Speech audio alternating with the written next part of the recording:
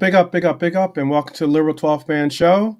This is a call-in show, so I'm going to be putting in the uh, link into the chat in a bit here. But for most part, I also wanted to uh, invite and say hello for everyone to, chill out, sit down, have a fun little TGIF. Um, Still doing a little makeshift setup where I have to be utilizing headphones and uh, and backup computers and the likes. But all the same, I am committed and devoted. So I am here all the same, and I hope that you are definitely good today. So big up to Armchair Supporter, big up to Lee WizKid. Hello to one of our red jewels out there, Bernie. Big up, big up, big up to Abdul as well. That was in. He was he gave a little shout early, really early in the early on, long before we started. I'm hoping that he returns to the fold here and joins us for some conversation. Maybe even chimes in by tuning in or joining the stream. But all the same, some other stuff that we wanted to talk about. I know that some of the things that were a part of yesterday's conversation still are still are part of today's conversation, and that is, we're trying to move on from this Everton talk, or from the Derby, but it seems like it was certainly one of the hot topics of the week. I guess primarily because it was one of the few games that was available or was playing that day, and also because it is the Derby, and also because of the outcome and what went down in the Derby. So it was certainly something to maybe like highlight and talk about still. But I'm going to bring in our panelists. We have Nolante with us, and we have Brian with us. Excuse me. Nolante and Brian. Brian, how are you doing? Yep, maybe not. Brian and Nolante are both on mute. So, um, Sorry, so I didn't realize. uh, Sorry. Yeah. No, I'm doing great. Hello to everybody in the chat, all the boys and girls. So yeah, anybody who wants to call in, that's what it's for. That's what it's about tonight, lads. So yeah. If you want to yourself. join the conversation, I know sometimes people get frustrated because they want to join the conversation. They want to be a part of like the discussion, or at least have some impact in being able to speak on some topics that we're talking on. Obviously, if you do call in, um, yeah, yeah, definitely pick up. Yeah, definitely, Marion. We do. We respect other. I definitely agree with that. Let me put that on there. Um, Big shout for that, Marion. I was just about to bring that up. Yes. We respect other views. KMAC was treated with disrespect. I understand that. And vice versa. So look, this is the conversation. It's just that. It's just conversation. And we're gonna do if you do call in or if you do participate, I ask that you do your best to allow for others to kind of like say their point and land. Obviously, if you are saying a point, don't look at it as a chance to like do a hang glider and just glide for like forever. Just say what you got to say. Allow for others to like comment back. Go back and forth. Actually, converse and have a meaningful discourse. That's what we're all here for. So yeah. So it's definitely one where if you do call in, best believe we're going to do our best to hear your point out. Hopefully, you'll be respectful to hear our inclusion as well as our answer back. We're gonna give you quite a bit of time because I know in a lot of the call-ins you'll have 2, 3, 4 minutes, and if 4 minutes is a lot sometimes, but normally it's like 3 minutes. Now I've seen even as far as 2 minutes being given. What we're going to do is we'll give you 15 minutes, okay, up to 15 minutes, okay, to be a part of the inclusion on the panel. Um, you don't have to stay for all 15 minutes. You don't have to, you can stay for as long as you want, up to, of that 15 minutes. But just keep in mind that we're going to make sure so we can keep the panel concise, so it's not a whole bunch of people on the panel that ends up being that you just sit there forever trying to get your talk, get your point. And we'll also make it where you at least have certainly enough time to say what it is that you want to say and speak on. So, um, so with that said, I will put in the. Let me make sure I put it in properly.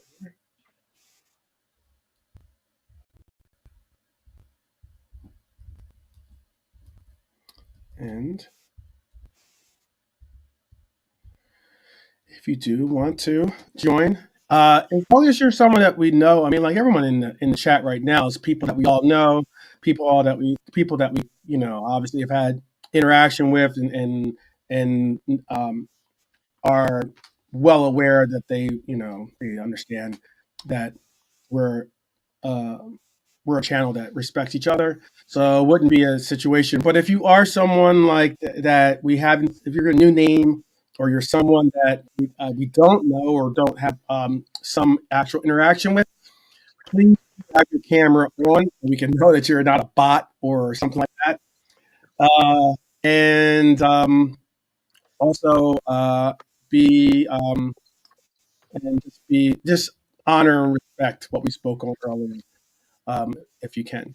So, um, I wanted to, but before anyone does call in, I was going to bring up some of this stuff. I was going to do a quick search or a review of what's going on other on some of the other channels out there that I was noticing. I was noticing that there are some there are some insights that I wanted to include, especially, and that was, let me see if I have it here. Um, One of the major insights was yesterday's game was kind of a wild game because it was actually something kind of interesting that went on in this game that I don't know if people recognize or not. But did you know that in that game we had in that game against Everton we had 546 passes. 546 passes against Everton yesterday, or in our last game, I should say, because it wasn't yesterday, but on Wednesday, right? Yeah. 500 passes against Everton. Can you guess the number of passes from starting midfielders to our starting forwards in that game? Can you guess the starting number, or the can you guess how many passes were from our starting midfield to our starting forwards? How many passes there were? You want to take a guess on that, Brian? Uh, I know we played over 60 long balls. A Hmm. lot of long ball yesterday, Wednesday. But this is And our midfield. This is all. I know, yeah, I'm Yeah. working at mid. I'm Oh, working at yeah, mid. I'm yeah. working at I'll just make sure. Yeah, you need that. Yeah, no, I'm working at mid. So, like, so he got a lot around the back as well. Jeez, man, so it passes directly from our From our midfield to our start. 28. 28. 28. Okay, okay. Lee Wizkid would be correct with his answer. Or no, Lee Wizkid, you're one off actually. You're very close, but you're within the closest. You're very, very close. Let me make sure I got that because I think Lee. I can't really see all of the answers. I think Lee said four. Yesterday, we only had five completed passes from our Oh, midfield. completed pass. Okay, completed. Right, okay. I thought you meant Or attempted. even five Yeah. passes. Yeah, five completed passes. My apologies. Okay. Um, I five still would completed have gone passes. around 10, maybe. I would have been, Lee would have stolen it anyway. Yeah, I And still probably would have said 10, and 12. yeah, it was kind of wild. I heard that stat and I was like, that shows how much, just like Brian was said spoke of earlier or yesterday at least. Excuse me. How much they were basically taking away Gravenberg from our offense. What they were doing by really sitting back and not allowing for us to really get involved, get our midfield to get involved. We all said that how our midfield was going to be, and our midfield is one of the best midfields, if not the best midfield in the Premier League. I still stand by that. But it was interesting that there was only five completed passes to our starting forwards from our midfield, and I even give you a guess. Only one player made five completed passes, which is pretty wild. I don't know if you want to. Yeah, I don't. And I'll put it this way: only one player made completed passes, and there was only one target that got those completed passes. So Oh, Mac to Mo. yeah, I would have thought that. I would have thought that too. It was Dom. I'm going to shout out to Rev and Dakota. This is they're all part of his fan club. Dom and the passes were Dom to Mo. He had five passes to Dom from to Mo Salah, and that's all that we had that were completed. That's certainly something of an issue to figure out, work out, and understand why and how that is the case. Because that can't you can't expect much if your midfield can't get the ball to your forwards if that's where your offense is going to be generated from. Pretty wild. There was a first yesterday. I know there's a lot of different. I'm sure there were many firsts, but there was a first yesterday. That was a very interesting first because it was the first time in top flight history that this had happened. Do you want to try a stab at that one? Steve Nolante, I see he's still on mute, but um, there was a Can first you hear? yesterday that happened, and it was interesting. It was an interesting occurrence, actually. Do you know what happened yesterday? That was a first Oh, in the Merseyside derby, at least in the Merseyside derby. Um, oh, I know what it is. what was that? It's the first time there was no English player Yeah, yeah. on the Oh yeah, I on read the about this. Yeah, I read about this. Not great. Yeah, I First read about this. first time the starting 11 was an all non-English side. And that includes. I know sometimes people say, "Oh, their scouts just not English." I get that, but all the same, Scousers English, all the same. It was the first time it had been an all non-English side. That's pretty wild. And I so noticed. like Oh, that sorry. British players. Mhm.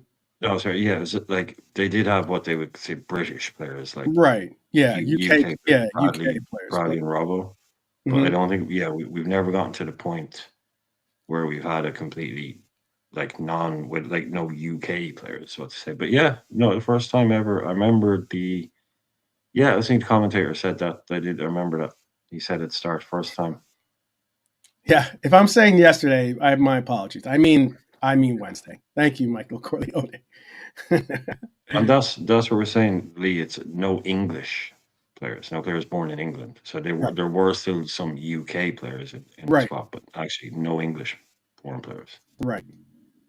So yeah, yeah, there'd usually be well, usually be a scouser, or Yeah. you'd have The two scouts at least were on the someone. bench. Yeah. Yeah. And I noted. I wanted to note though that what was actually pretty reassuring, or at least a nice a nice little part of what happened yesterday was that despite there not being any English players in that starting lineup, when when the two Scousers actually joined the pitch, unlike in the Manchester United setup, where people were very people possibly could have said that they were the worst players on the pitch. They were two of our best players on the pitch. They actually came in and they were automatic contributors. Cujo, when Cujo got on the pitch, he was. This was another crazy stat. Cujo got on the pitch, and he was the first player to get a shot in that second half. That's pretty concerning. He was the first player to get a shot all second half. And obviously that shot was the goal leading up for Mo. Yeah. Yeah, when they brought on the two boys, Yep. the commentator said that up until now in the second half, not only had we had no shots, we'd had one touch in the opposition box. And I think that was around 62 minutes. Mm-hmm. We touched the ball in the opposition box once. That's wild. That's a wild stat. That's a very, very wild stat. But yeah, I was just gonna say Cujo got on and he was 10 for 10 for his passing. Obviously he got the first shot of the second half that ended up leading to the deflected shot, ended up going to Mo for the goal. But those are some pretty wild stats to hear. I'm not sure what that question means, Dustin. What happened after the 33 Newcastle game? I think it was the 3-3. Oh, 3-3. 3-3. Sorry. Okay. Mm-hmm. I'm not sure. I don't know what the question is. I don't know what you mean by that question, though. If you can put in. Remember, folks, it's a call in. The link is in the chat if you need to scroll back. Don't be nervous. Don't be bashful. If you've got something to say, you don't obviously. I mean, the panelists give me a night off. Don't have their cameras on. If you want to have your camera on, cool. If you don't have to. Because everyone in the chat is someone that we know, whether it's Marion, Dustin, Michael Corleone, Lee, all people that all people we know. Red Armchair Supporter, obviously Bernie and Abdul. You're all mighty Reds that we do all love and cherish. So you're more than welcome to join us. But yeah, a little bit of the fallout, like we spoke on. It was interesting to hear Arne Slot speak on some of the things. He gave his presser today for the Wolves game, but not I would say not to be unexpected. He didn't speak too much on actually the Wolves game. He spoke on a lot of the questions were linked to, what did you say, and what was your feelings about the game, and this and that. But for the most part, yeah.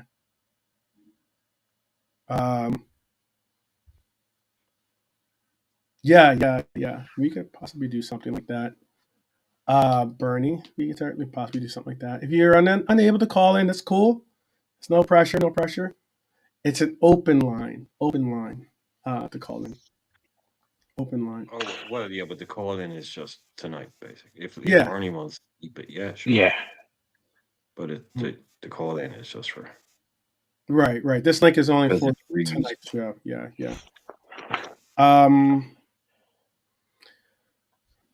I do have we have a Wolves matchup coming up. We're gonna do a preview tomorrow, but I do have a Yeah. question about tomorrow's or Sunday's matchup, at least. Uh, Trent was said. It was said in the press conference that Trent was going to get 20 to 25 minutes, regardless of what he was. He was going to get 20 to 25 minutes, regardless of whether Bradley had a yellow card or not. He was that was the original plan. It just so happens that he had a yellow card, so of course that probably um, sped up the process of him getting into the game. Knowing that he was only slated to get 20 to 25 minutes, that doesn't necessarily sound like someone that is possibly even capable of doing 60, 70 minutes, possibly, if not a 90 minute, especially. Would you take the chance of starting him, or do you keep him on the bench and use him as an option in this game at Anfield coming up against the Wolves? It's not some big time opponent, obviously. And I think despite Connor's somewhat mediocre performance in the game, I'm still confident in Connor. What would you do, Milante? And then I'll ask Brian the same question. Yeah, big up Jimmy and Bernie. Shout outs, big up, and the rest of you in the chat. Please, Dusty man. No, guys, just call in. Feel free, man. Feel free, man. We're here to express. Don't worry. If you're camera shy, don't worry. I will be joining 12 to put my mugshot on the camera as well. So feel free, guys, to jump in and say your point. I'm very interested to hear some of your points. It'd be nice to hear some of your voices and names. In regards to Trent, you know what? I'll rebuttal that question. I'll throw a question back at both of you and the chat. If we're for say take away Bradley had minus the yellow card and he was playing well, would we have needed to put Trent on? Would he have just been a game just to save him for the Wolves game? I think I knowing what I do know, I think that you probably would have still played him at least 20 minutes because you're going to want him to get at least some, game time fitness under in his legs as he approaches getting back to that full, 90-minute fitness type scenario. So I still would have kept him at the 20-minute threshold. Even if we were up 3-0, 4-0, I would have probably brought him in. Because it could be his last, opportunity, his last game at Goodison Park, much less his last game against Everton, away at least. So I would have given it. I would have given him that. I would have given him that for those reasons. No, that's fair enough. That's a fair Yeah, enough. I would have played him again for rhythm. I wouldn't go down the sentimental side of it of playing him because it's the last game. If he's not fit, they're not. Just in a big game like that, that wouldn't. If just for me, that wouldn't have been a concession. It's like, sorry, man, I'm not bringing you on. You're not fit. But I think, yeah, the reason he was coming on is because he's going to start against Wolves. He didn't want to start him cold. I don't know. I mean, I'm not saying that's what happened. Just that's the way I'd read it. Is that he was going to come on. I think Slot kind of put a bit of a curveball, not a curveball, maybe a bit of a smokescreen out there when he said it start. Yeah, he might be fit for a few minutes, kind of, and then just swap it around, do the other way. Give Trent 65, 68 minutes against Wolves, and then bring in Bradley so he doesn't have to play it. That's the way I would be doing it. And then, so you get your 25 against Everton, you got some match fitness, got into the game, nearly created a chance, created a big chance, was looking good. So that's minutes in the legs. start against Fulham, maybe can't do 90, so you got Bradley there. So then by the following game, he's bang up to speed. That's the way I'd be timelining it and hoping to do it. So I think it's worked out pretty decent. It's always going to be unfortunate. I thought Bradley would relish that game a little bit more than he did. Maybe it's just maybe a bit young for it, maybe a bit too inexperienced for it, but I bet he enjoyed it. I bet he actually loved that whole Everton atmosphere, because you were talking about firsts. I can imagine the amount of lasts that there were yesterday. Last time this ever going to happen, last time that's ever going to happen. We'll be doing quiz questions. Who was the last at Goodison to do this? Who was the last Liverpool player to do that at Goodison? But yeah, I just think it should work out as a nice timeline. But yeah, Nolante, I think I still would have got him on.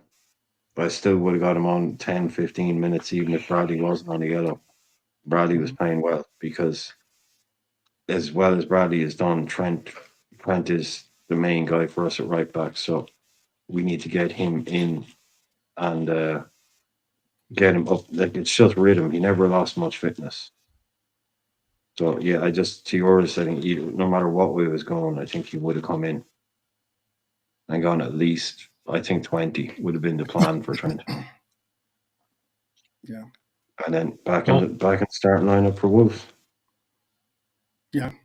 I agree with Dustin. I don't know if I wouldn't start him in this game coming up, but I would start Bradley again, but rather than 20, 25 minutes, I'd give him I'd be like, he'd be one of my first subs in for that 30-minute mark.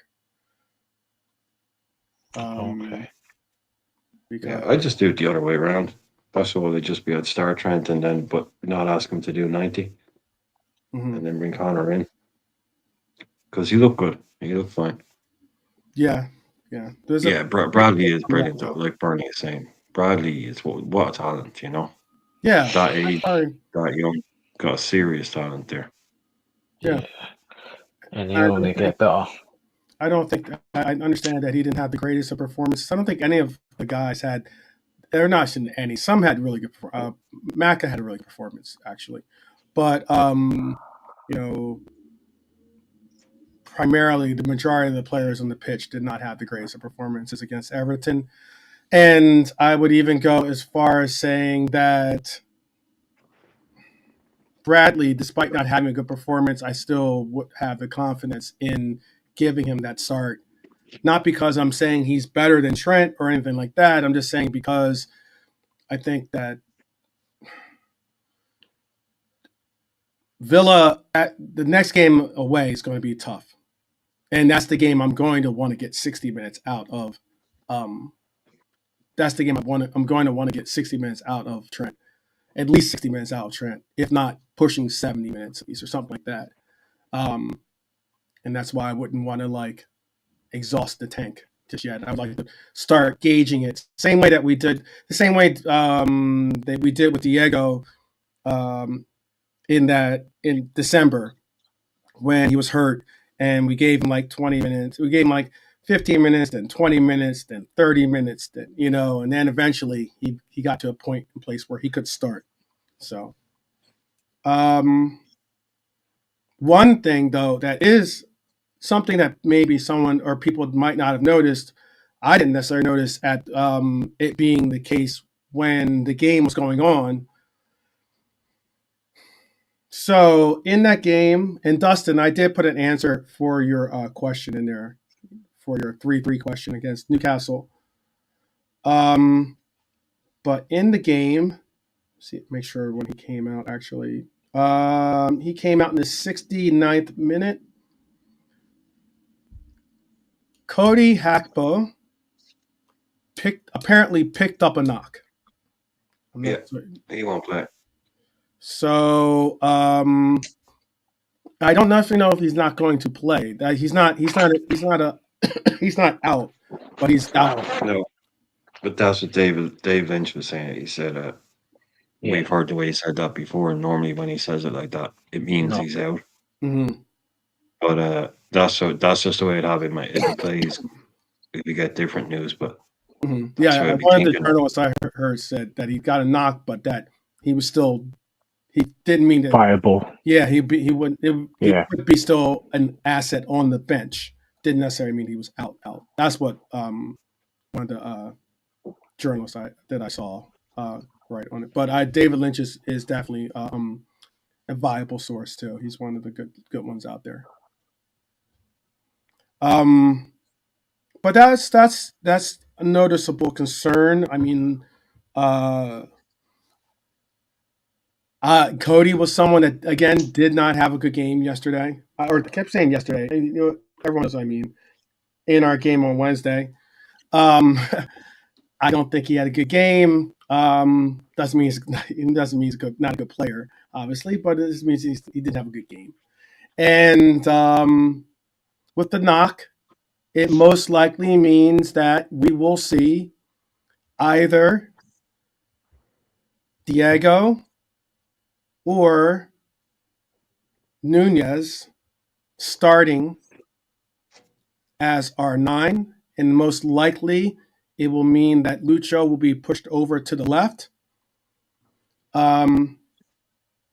Is everyone okay with that, or is that now like something that is that a concern for you? And pick up JK. JK joining us now too. I'll ask JK since he's just joining us. Hello. Yeah, And, pick up JK. Hey, Lord of bless mercy. landscape. Lord of Lord of mercy, mercy. bro. 12th and Brian, how you cool? Bro, like for me, we've got 6 attackers, yeah. and one sort of gets injured, we've got a guy to cover him. So for me, it doesn't matter who we got up top, long as Salah's playing. Right. That's the main thing for me. As long as Salah's playing, whoever else fills in, sorted. I think Gapco, when he came off the other day, I've seen his face and he was a bit, you could tell he was uncomfortable, whatever it was. So I've seen that and I thought, oh, that don't look good. He's been on form this season. He went great against Everton.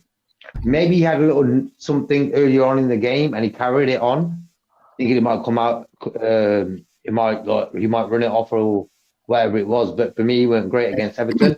But I'm not going to jump on the guy's back. He's been great for us this season. Probably maybe one of the player of the season for us.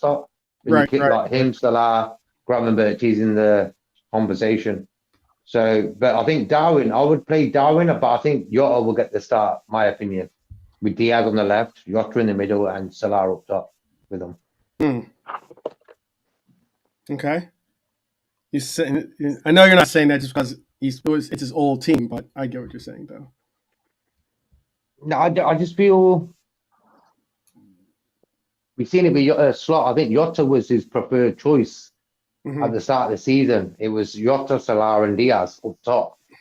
So maybe we're going back to the future with this one again. Then Diaz on the left, Jota in the middle, and Salah on the right.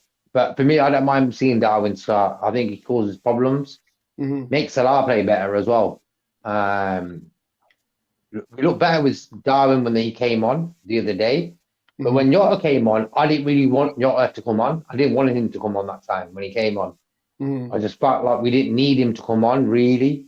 Yeah, that was a weird one. But for me, Darwin is one of the two, bro. I think Brian will probably choose Jota. Me and Alante probably choose Darwin. 12. Who are you going with in the middle? Final thought. No, if I was going with, I would go with. Truthfully, I think that I still got to find the graphic because I have a graphic for it, and it highlights what I've been trying to emphasize when it comes to Darwin's play. Because there's been people saying that he's regressed and the likes and such, and actually the numbers don't exactly for what the coach is asking for. It doesn't necessarily show that he's regressed.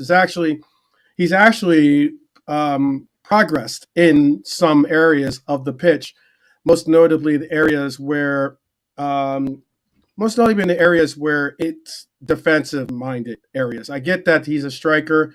You want offensive numbers and the likes, but all of our forwards, all of our forwards have, except for our wingers, have all seen their numbers significantly go down. But why I'm bringing up that point is because I just think Nunez has at least bought into the idea that, okay, you'll get playing time if you commit to the press, if you commit to trying to provide some type of link play, if you commit to being able to put yourself into do the runs that are necessary to open up the channels, to open up space, to actually keep the back line of our of the defense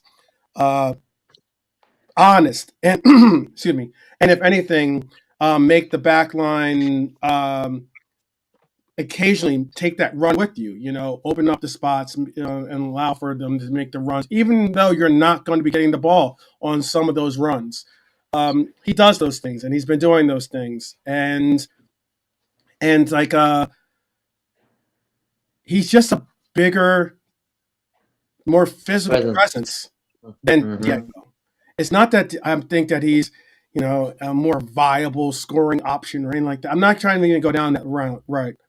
What I am saying though with him is that when it comes to what we've seen sometimes with Lucho, and you know how big of a fan I am of Lucho, sometimes Lucho can get bullied by some of the center halves he has to go up against, because as opposed to having a fullback that he has to deal with, now he's dealing with like some 6'2", 6'1", center half. Colossus of them. Yeah, you're the big guys that are basically, giving him, the elbows and forearms to the back and getting aggressive with them. And I think that Darwin can handle it. Not saying that Diego can't handle it, but I'm saying I think that that Darwin can handle that kind of play. And that's why I'd like to see him get the. That's why I'd like to see him get the opportunity to get some consistent starts here. Definitely get some consistent starts if it's going to be the case. Yeah, for me, he passed the ball to Jones, who took the shot that led to Salah getting that goal. He did his look. Come on, he could be really stroppy this season. He could think, you know what, I'm last choice. Like he could have that demeanor about him where he's just stroppy. I don't give a damn. I'm going to go at the end of the season, sort of thingy. You seen it in the Everton game, bro. The way he celebrates shows you what a guy's feeling for the team. Look at Darwin when we score. Not when he scores, when we score. The guy celebrating like he's in some big party, He's proper getting in there, like against Everton the other day, man. You should have heard him. He was going wild. That's what I like about Darwin's spirit. He's got a good spirit about him. The problem with him is no matter what stats he's doing better, this, that, and the other defensively, it's all about the goals with him. If he if he was on 19 goals this season, we'll be sort of congratulating in his all-round gameplay more, I think. Yeah, there'll be a monologue. So for me, his all-round gameplay has improved. You can see it. The people who don't like Darwin because of the agenda side of it, if they don't see that, they don't know football. Because for me, Darwin has improved as an player. But for me, the goal side of it is the one that we really want to see him improve on. And for me, he hasn't done that yet. That's me with a big fan of Darwin. I'm a big fan. I even got his picture. Yeah, no, I want the guy to do well. Come on. I get that. I also get that it is something that I think people overlook, but they're not necessarily interested in a lot of those things as well. When it comes to it, they're like, just get me the goals, and I'm just like, that stat that I don't. You weren't here for that stat that I put up in the beginning of the show, but the sheer fact that our midfield, we're only able to get 5 actual passes to the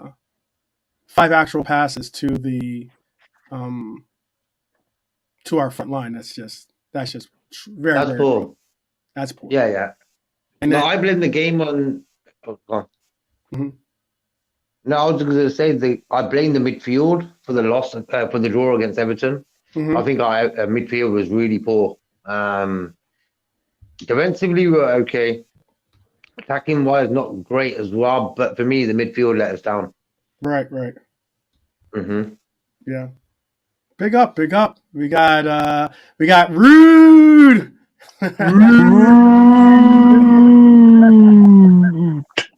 There you go. Big up, Ant. Big up. Big up. How are you lot doing?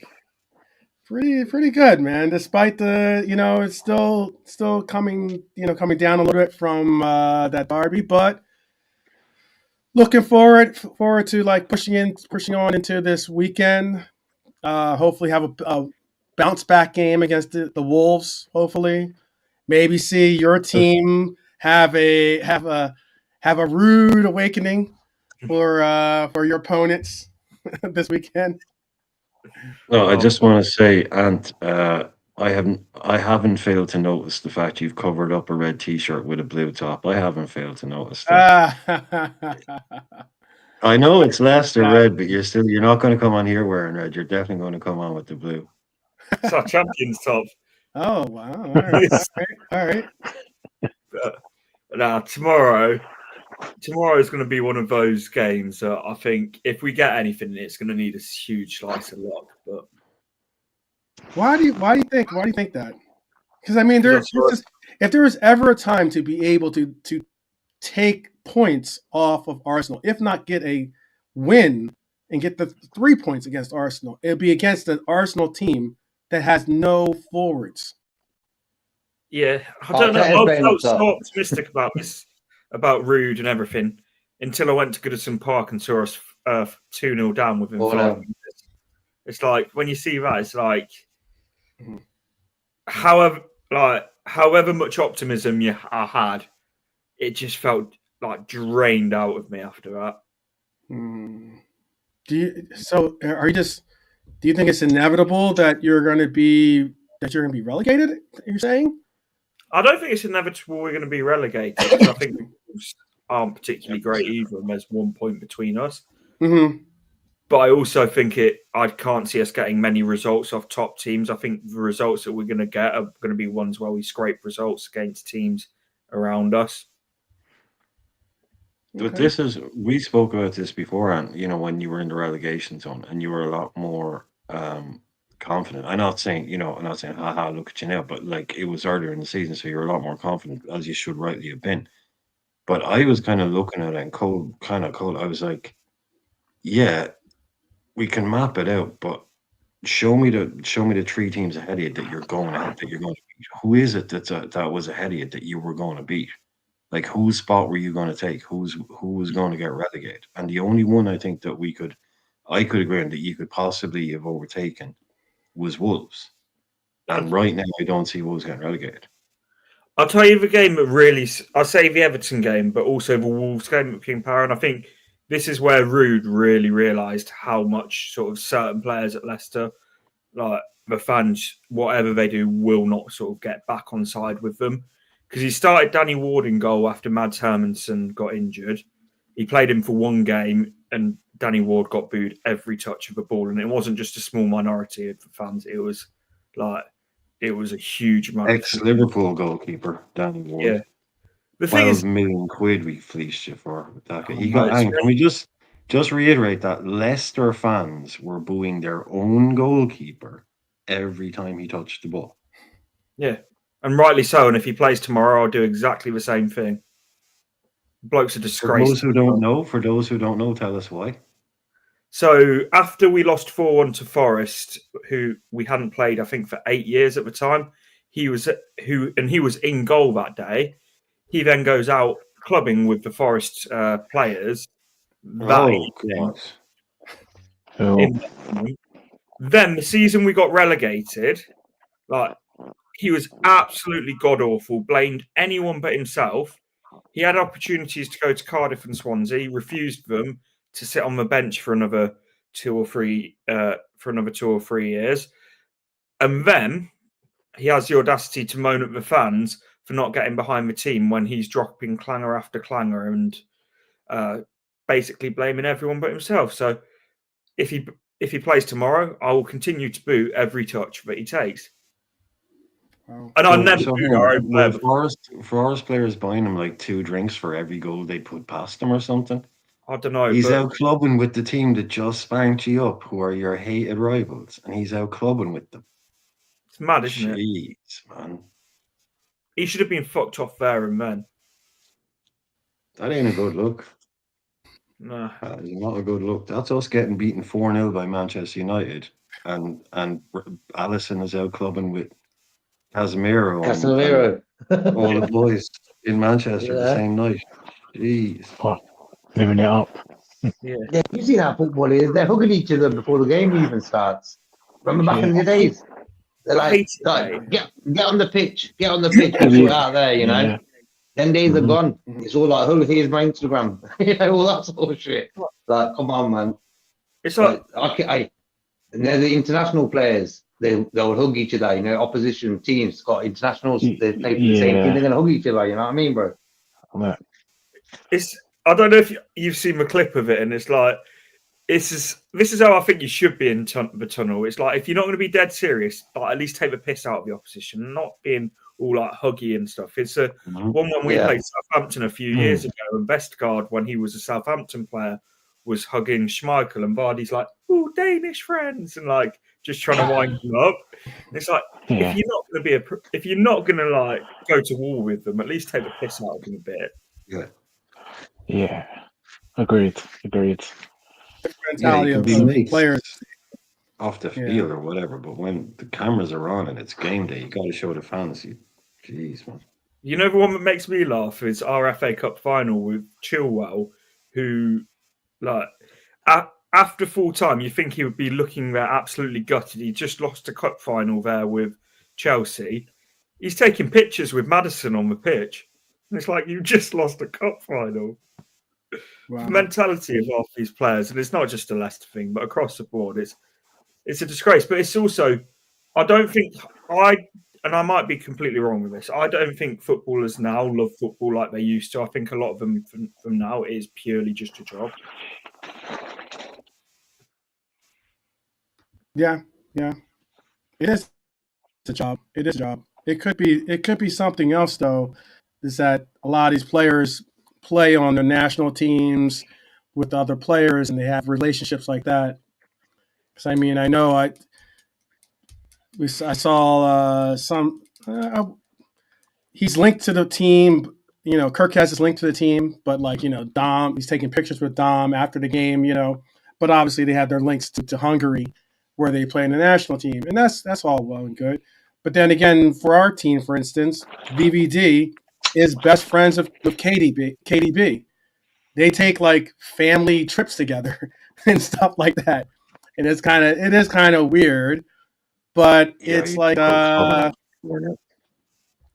But but it is very similar to well, I wouldn't call it Decore and Curtis Jones friends, but it's like, what I was going to say is that I heard Steve Nicol and Shaka both talking about how they thought that what Curtis Jones was, you know, in the locker room, he's going to get, you know, hey, big up, get a pound, you know, and the likes. But, like, you know, obviously it's not good. He's getting kicked out. But during their era, they were saying that wouldn't have ended. That little, you know, interaction wouldn't have ended on the pitch, especially at Everton. I know I'm probably dropping out a little bit, but at Everton, because of the way that the entrance into the pitch basically is, it's a narrow hallway that leads in, you know, and then it opens up. There would have been someone there waiting at that end of the hallway to have a conversation with you, you know, in their day, at least. That's what Stevie was saying. But that's not the case sometimes in today's game. Like as in, it's a different setting. So Yeah, still though utterly inexcusable. You don't go clubbing with the team that's just tanked you 4-0. but you don't When you go. know Yeah, when they're Leicester's biggest rivals, hated rivals, that's just rubbing it in their face. That Yeah. is rubbing it in your face. that's a little bit different. So That's a little bit. I want to ask, Ant, there was a guy that someone brought up last night. I think they brought him up yesterday on JK's show. And I've forgotten his name. I think it's like an El Unici type of guy. They were saying the number 10 at Leicester is special little player. El Canoes, unreal player, and he's one of those. And I hate saying this, he won't be at Leicester for long. I haven't seen someone as talented as him on the ball at Leicester since Mahrez. Yeah. Okay, that's big praise. Yeah, like He's a kind of a number 10, right? Number he's 10. number 10, but he finds pockets out wide quite a lot. So he looks very similar to what Mahrez did when we first signed him, because Mahrez we've originally signed as a 10, and then Nigel Pearson put him on the right. So it just gives me such big Mahrez vibes. And yeah, he won't be at Leicester for long. Did you just sign him like last summer, or there a couple of years under the radar from France? No, he signed him from Belgium, from Genk.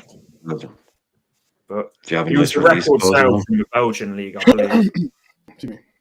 So okay, so do you have a good release clause on him, or can he be bought for anything? Or I think there's not a release clause on him, but I know if we go down, then we probably won't get more than 30 million for him. If you stay up, you look sort of 50, 60 because you don't need to sell. It's like, I don't think he's a 50 or 60 million pound player yet, but it's the value that he is to us. Okay, yeah, I've heard it. Buonanotte is only on loan, isn't he? Yeah, Brighton, isn't he? I know Leicester fans seem to absolutely love him. I don't get the hype about him. I really don't. He's one of those. KJ is saying it there because I just brought up KJ saying, ask him about Buonanotte because I rate him too. So. He's one of those. He looks brilliant on Match of the Day because he'll dribble past 2 or 3 players. But it's like, then what are you going to do after you've done that?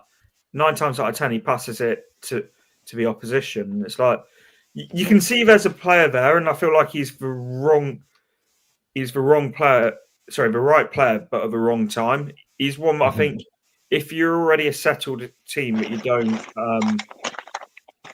and you've got sort of time for him to develop and improve, then he's fine. But we're in a position where we don't really have that time. We need points on the board now, and it's like, I think that's why Rude keeps going with Jordan Ayew and Bobby Decordova-Reid over him, because the fact of, yes, there's talent there, but there's still so many basic mistakes in his game. A relegation battle isn't the place to be bedding in an unknown techie little number 10, really, is it? No. I wouldn't be surprised if Brighton sell him in the summer, because I know Chelsea and Spurs have both been linked to him. If he went away and did relatively well there, but he's just not what we need at the moment. Especially with this El Unici guy doing his bits. You can have one techie number 10 in there, but you don't have room for 2, do you? The thing is, though, with El Canoes, he also works his absolute bollocks off. Buonanotte doesn't. And it's like, I think that's the big difference between them. It's like, Buonanotte, if he loses a ball, he won't work back and like really give everything for it. With El Canoes, if he loses a ball, he'll be the first one back. I think that's. Oh, you love to see that. Yeah, that's what you want to see. Yeah. And let me just ask you, I think before 12 or three questions. So my first question that would be Mavidi on the wing, because I like him, to be honest. I think he's very direct. What do you make of his performances this season? The second question, and I know you've been saying in the chat about tomorrow's game against the Arsenal, but I mean, why would you think you're worried? Because I know obviously I think it's between you and Wolves for the last spot. But because I watched your game against Man United, and yeah, on another day, I mean, I can't stand no toilet, and I thought you were pretty decent and very, very unlucky, The thing is, very unlucky. Mavadidi Yeah. is one of those, but I think he's too good for the Championship. But I don't think he's quite Premier League level. You know, sort of Okay. what David Nugent used to be, where he would go anywhere in the Championship, be unreal, but then very rarely. Dwight Gale. Dwight Yeah, Gale is exactly. the ultimate example.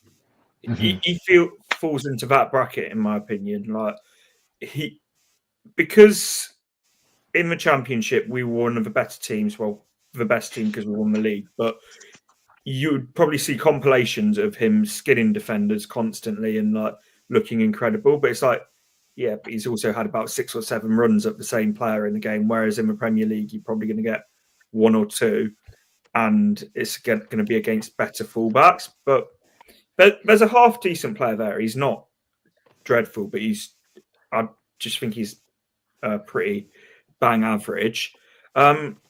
And then were you saying about tomorrow's game was the second question, wasn't it? Yeah, tomorrow got a game, man. I just believe that. I mean, I know you can't guarantee every game's different, but again, watching the game last week against Man United, again, like I said, I think those scumbags at Toilet Trafford, they were very, very lucky, and obviously they got the typical. I mean, it had to be Maguire, didn't it? It had to be old Slabhead. It had to be him to offside winner. You know what I mean?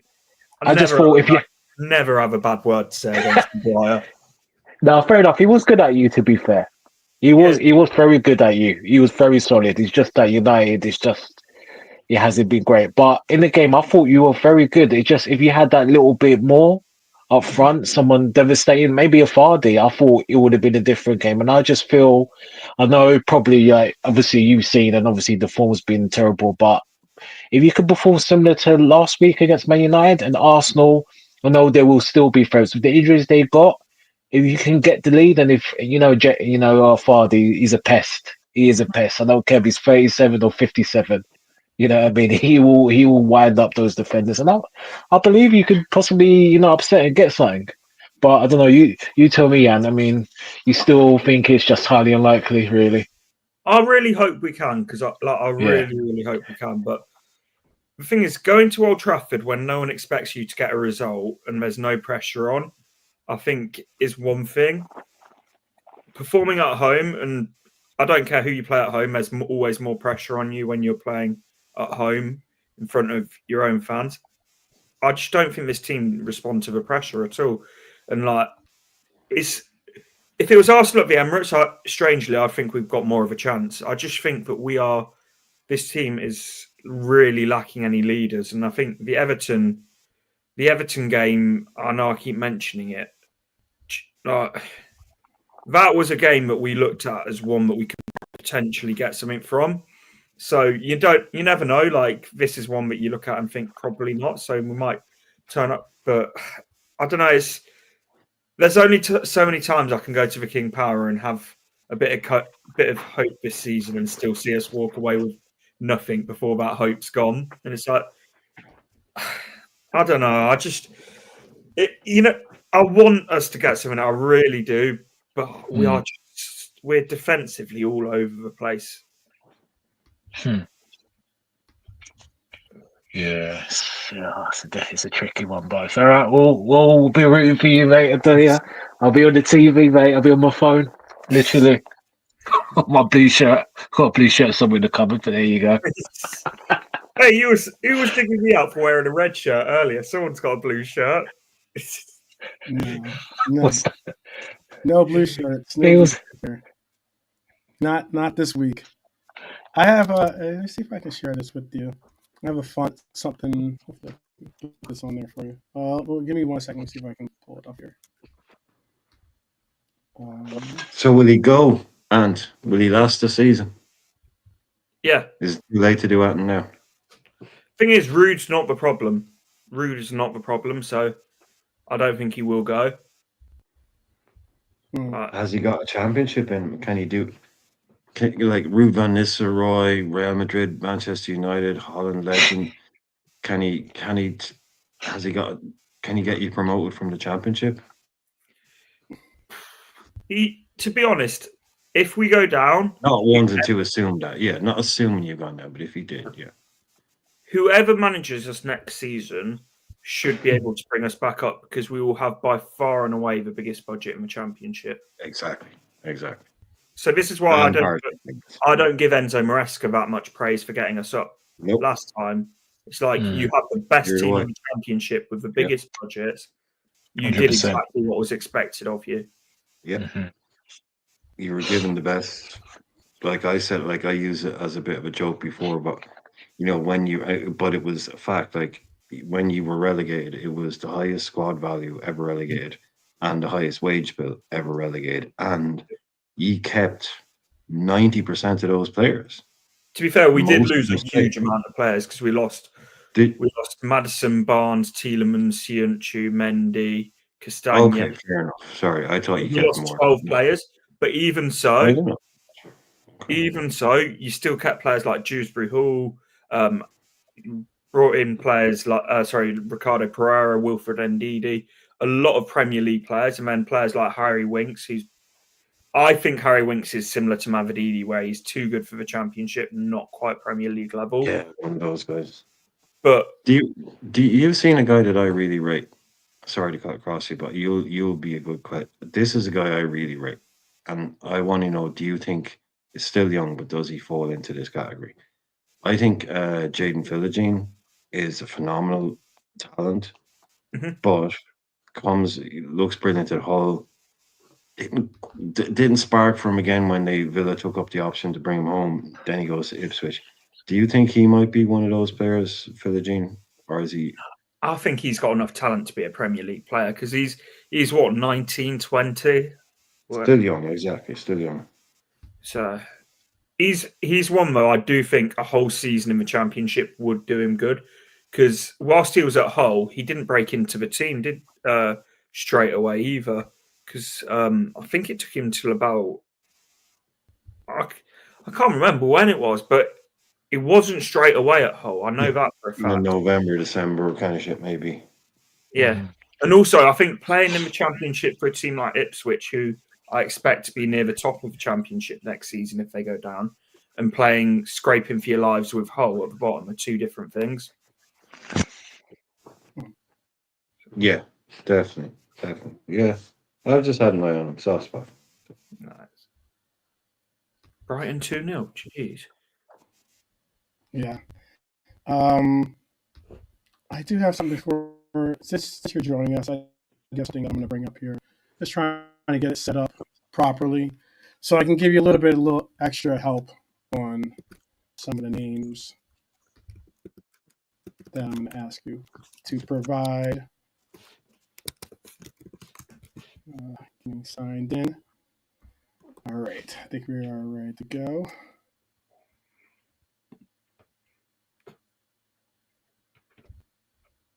Oh, the beauty of live streaming. It's loading up. All right, we are set. All right, I'm going to bring this over. All right, since you are on today's show, I'm going to bring this in and let's see what you can bring for this. Let me take out this as well. All right, so I figure since you're here, Ant, and you are definitely a appreciated guest and of the channel, I was going to ask if you might want to take your shot at this quiz of telling us players that have played for both Liverpool and your beloved team as well, Leicester City. Do you think you do it in 8 minutes, by the way? Do you think you need more than 8 minutes to get all these names? The default timer was... I think I'm going to struggle with this. I really do. Are you? Yeah. I'll be your wingman. Can I be Ant's official wingman then? He gets to ask me. He could be. He gets to ask me 3 times. Irish. Yes, exactly. Since he's Liverpool and then the Irishman. Yeah, combo. Right. But you can ask me 3 times. Let's do it. Okay, right, let's go. go. Let's do it. How many minutes? I can put a timer. 12. How many minutes? actually, there's a time you'll see the It's timer. one of those timed quizzes. Oh, on the yeah, no, okay, cool. I saw myself. I hope I'm not. I see I'm Yeah, frozen on the. yeah. Don't worry about it. Yeah, you're crackly and Yeah. frozen. Don't worry. It's cool. Yeah, I'm gonna it's Rice Krispies kind of At least frozen. it froze on you smiling. At least it froze on you smiling. I And know, not on exactly. your I know. face. I'm gonna try to make sure I smile a lot. I smile a lot just in case I get frozen again. All right. I'm gonna bring this up for you, and I'll bring it up like this. All right. This has pictures in it too, so that's why I was saying it might be a little bit easier. Oh, I thought it was purely pictures. Okay. Yeah, it's We purely know that. pictures. All right. So Oh, nice. it's stuff Easy like one. yeah. So you're right. That's not the first one. I'm gonna. All right, so you ready? Hold on, I can't actually see anything at the moment. Oh, okay, I'll make it. Yeah. Put off full screen. Oops. I'll make it full screen. Whoops. Trying to get the thing to pop up. Brian, can you make it full screen for us? Oh, sure. Okay. Hang on. 1 sec.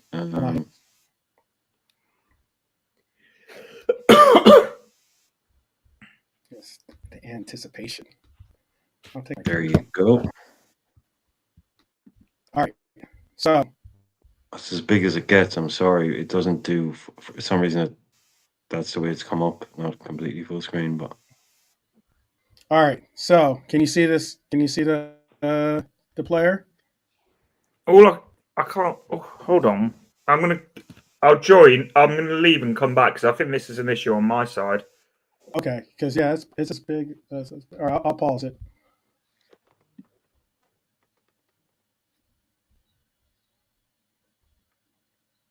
All right. All right, and you guys, I do have another quiz lined up for us as well. It involves Take it down until he comes back. Sorry. Yeah. You can take it down. Yeah. Take it down. It involves. I do have another one. I do have another quiz lined up for us that involves Wolves and Liverpool, by the way, too. So we'll see how many Brian and Ant can get correct. And it's can't be it says it's only 13 questions. It can't be 8 minutes. I didn't know all these. I didn't officially take this quiz, but I did not know some of these players, to tell you the truth. Oh, the one that you sent in Levante earlier on, I got 17 out of 20, and that was pitiful. Oh yeah, yeah. No, you find it. There was a couple of weird questions in it. There was a couple of odd questions in it, which I kind of guessed, but yeah, so I got 17. Kind of flew through it a bit, but there was a couple of weird ones in it, I remember. Yeah, same in there. There's always the one or two in it that we both, yeah. Okay. While we wait for Ant to come back, I mean, probably. Yeah, Dara is here. Dara, Philly Dara, challenge. yeah. We can let Dara do. Yeah, the link's in the chat. You do the next quiz too, if you like. I'll put it back in. I'll just put the call link back in if you want. Mm-hmm. And it is, remember everybody, tonight is a call-in show. It's Friday night, call in, have your say, 15 minutes of shame, 15 minutes of fame, whatever you want to do. Yeah. You know, it's up to you not to steal any rhymes off Nolante there, but there's a link, call in, have your say. Yes, sir. That's what it's here for. We don't do a lot of call-ins, do we? We'd like to do more. We'd like to do, but there's never a chance because there's always a game. There's always a preview or ratings. If we're not rating a show, we're previewing a game or something like that. So we have a little bit of a gap in the schedule tonight. So anybody that's always wanted to call in and say, even just call in and say hello. You know, you don't have to come in and talk football. Even if you just want to call in, say hello to everybody, and then drop off again. Just, that's why it's there tonight. So yeah. have the Ant-Man back. We have the Ant-Man back. All right, let's bring in Ant. Yeah, bless Dara as well. All right, Ant. I'll bring this back up for you. I'm gonna take down Yeah, this. sorry, I don't know what that problem was. Can you see it there? Yeah. It was for Okay. some reason. It was something on my laptop, mate. I don't know what it was. Okay, no worries, no worries. It's all right. It's all right. You should we all You got notice. that Yeah, rude wife. You got take a that Google. 7 losses in a row wife. It's all good. Get out your player history book or something like that to help you out. Just joking. All right, here we go. Here we go. No problem, Dara. No worries, man. All right. Nice, easy start, Gary McAllister. Yeah, nice Right. and easy. I'll put that in for you. Hold on 1 second. I didn't know he played for Leicester, though. I did not know that. He looks like two different people in each of those pictures. Yeah. He looks like, exactly that. Could be he his looks like son. Joe Strummer from The Clash. If anybody knows The Clash, the man, he looks like Joe Strummer from The Clash in the first. That's a good point. I didn't He'll know be that MCA, I think. but I didn't know he played for it either. It's MC. Yeah. Not MA. MCALLISTER should be. All right. Next on the list is Hobbs. yep. Jack Hobbs, right? Jeez, I'm glad you didn't need me on that one. Fucking hell. Konchesky. Yeah. Oops, Oh, oops, yeah. Oh, yeah, okay. You know the keeper, yeah? Is there a keeper? Oh, you didn't see it? Yeah, him. You know him, know yeah? what it says. Oh, my mind's gone blank and it's going to annoy me. You've got me for 3. I'm going to see how long I can go without. You can come back to it if you want to skip. You can always come back to it. Yeah, skip and come back. Okay. Don't skip and come back. Just ask me. You're not going. Stan Collymore. Yeah. You're not going to need me 4 and 3, man.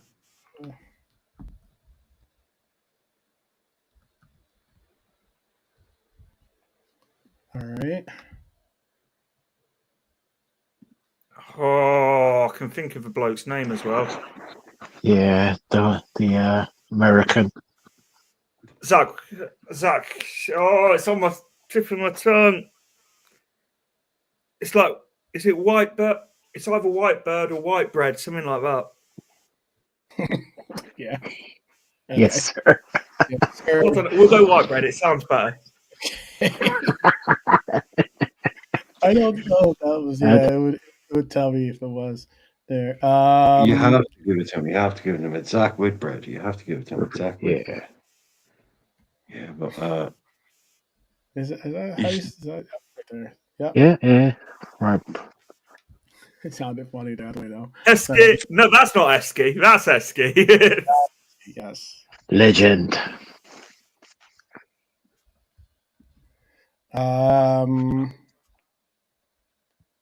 Right there. See, 8 minutes goes by quick. You're down to 4. Go on, Brian. Help us out, mate. awesome. Who the holy hell is that? Okay, I have the chat turned off. I don't. Yeah, I've turned the chat off. You wanted to skip? And I swear to God, man, I haven't got a clue who that is. Don't worry. Right, let's skip. We'll skip. I don't even ever seen that. Jay Spearing. Yeah. Doesn't he play for the under-23s now? Yeah. For us, Yeah. Well, Chris player Kirkland. coach. Chris E. Kirkland, yeah.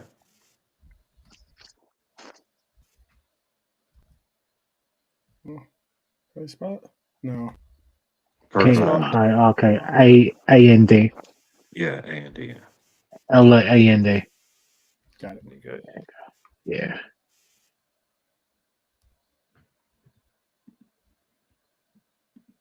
It's the older ones I'm struggling with. Oh, classic one here. Go on, Brian, mate. Brian, you should know, you know this.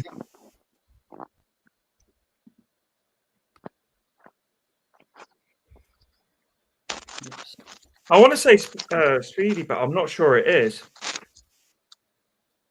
Yeah, you're right. Am I? Well, yeah, go with Yeah. Yeah, go you on, man. said David Speedy. Yeah. Who you going with? Yeah, because he was Cov as well. Yeah. I was thinking Coventry. He played for Leicester as well. Yeah. Okay. Yeah, David Speedy.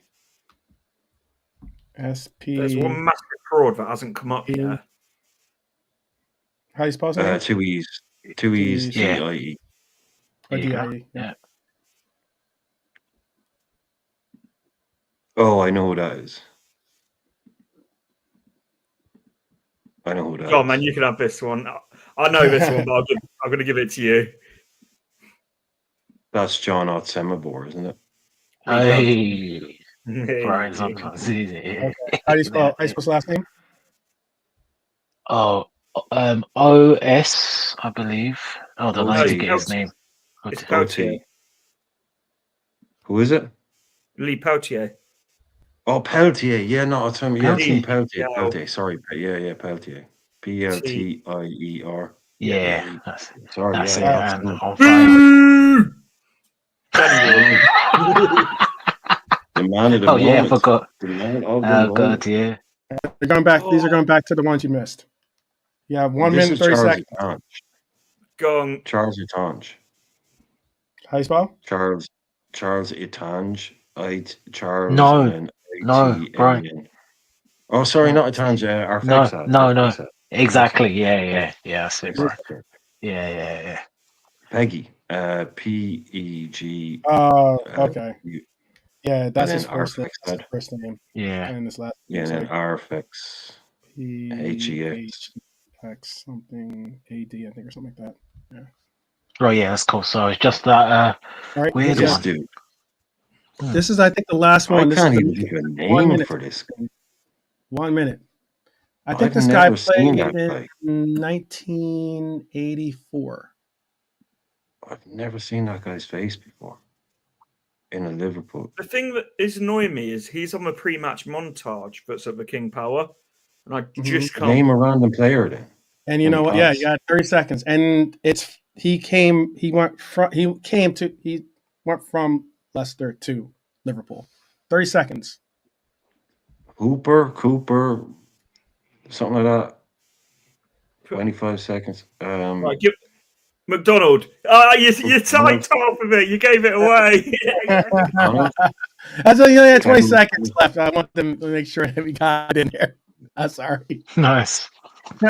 You guys weren't going the right direction on them. I was like, oh, wow. I don't think you're going to get this one. 7 minutes goes really quickly, doesn't it? Really quick, I've never right? seen that play before. Fair play, guys. I was trying to make sure you guys got enough time. It was I said I tried to get 1984 was when he joined, and he joined for £400,000. That was the transfer fee. Fair enough. Yeah, I think I nearly had a heart attack there. Yeah. I know. I feel like that. Time's never gone so quickly in my life. I know.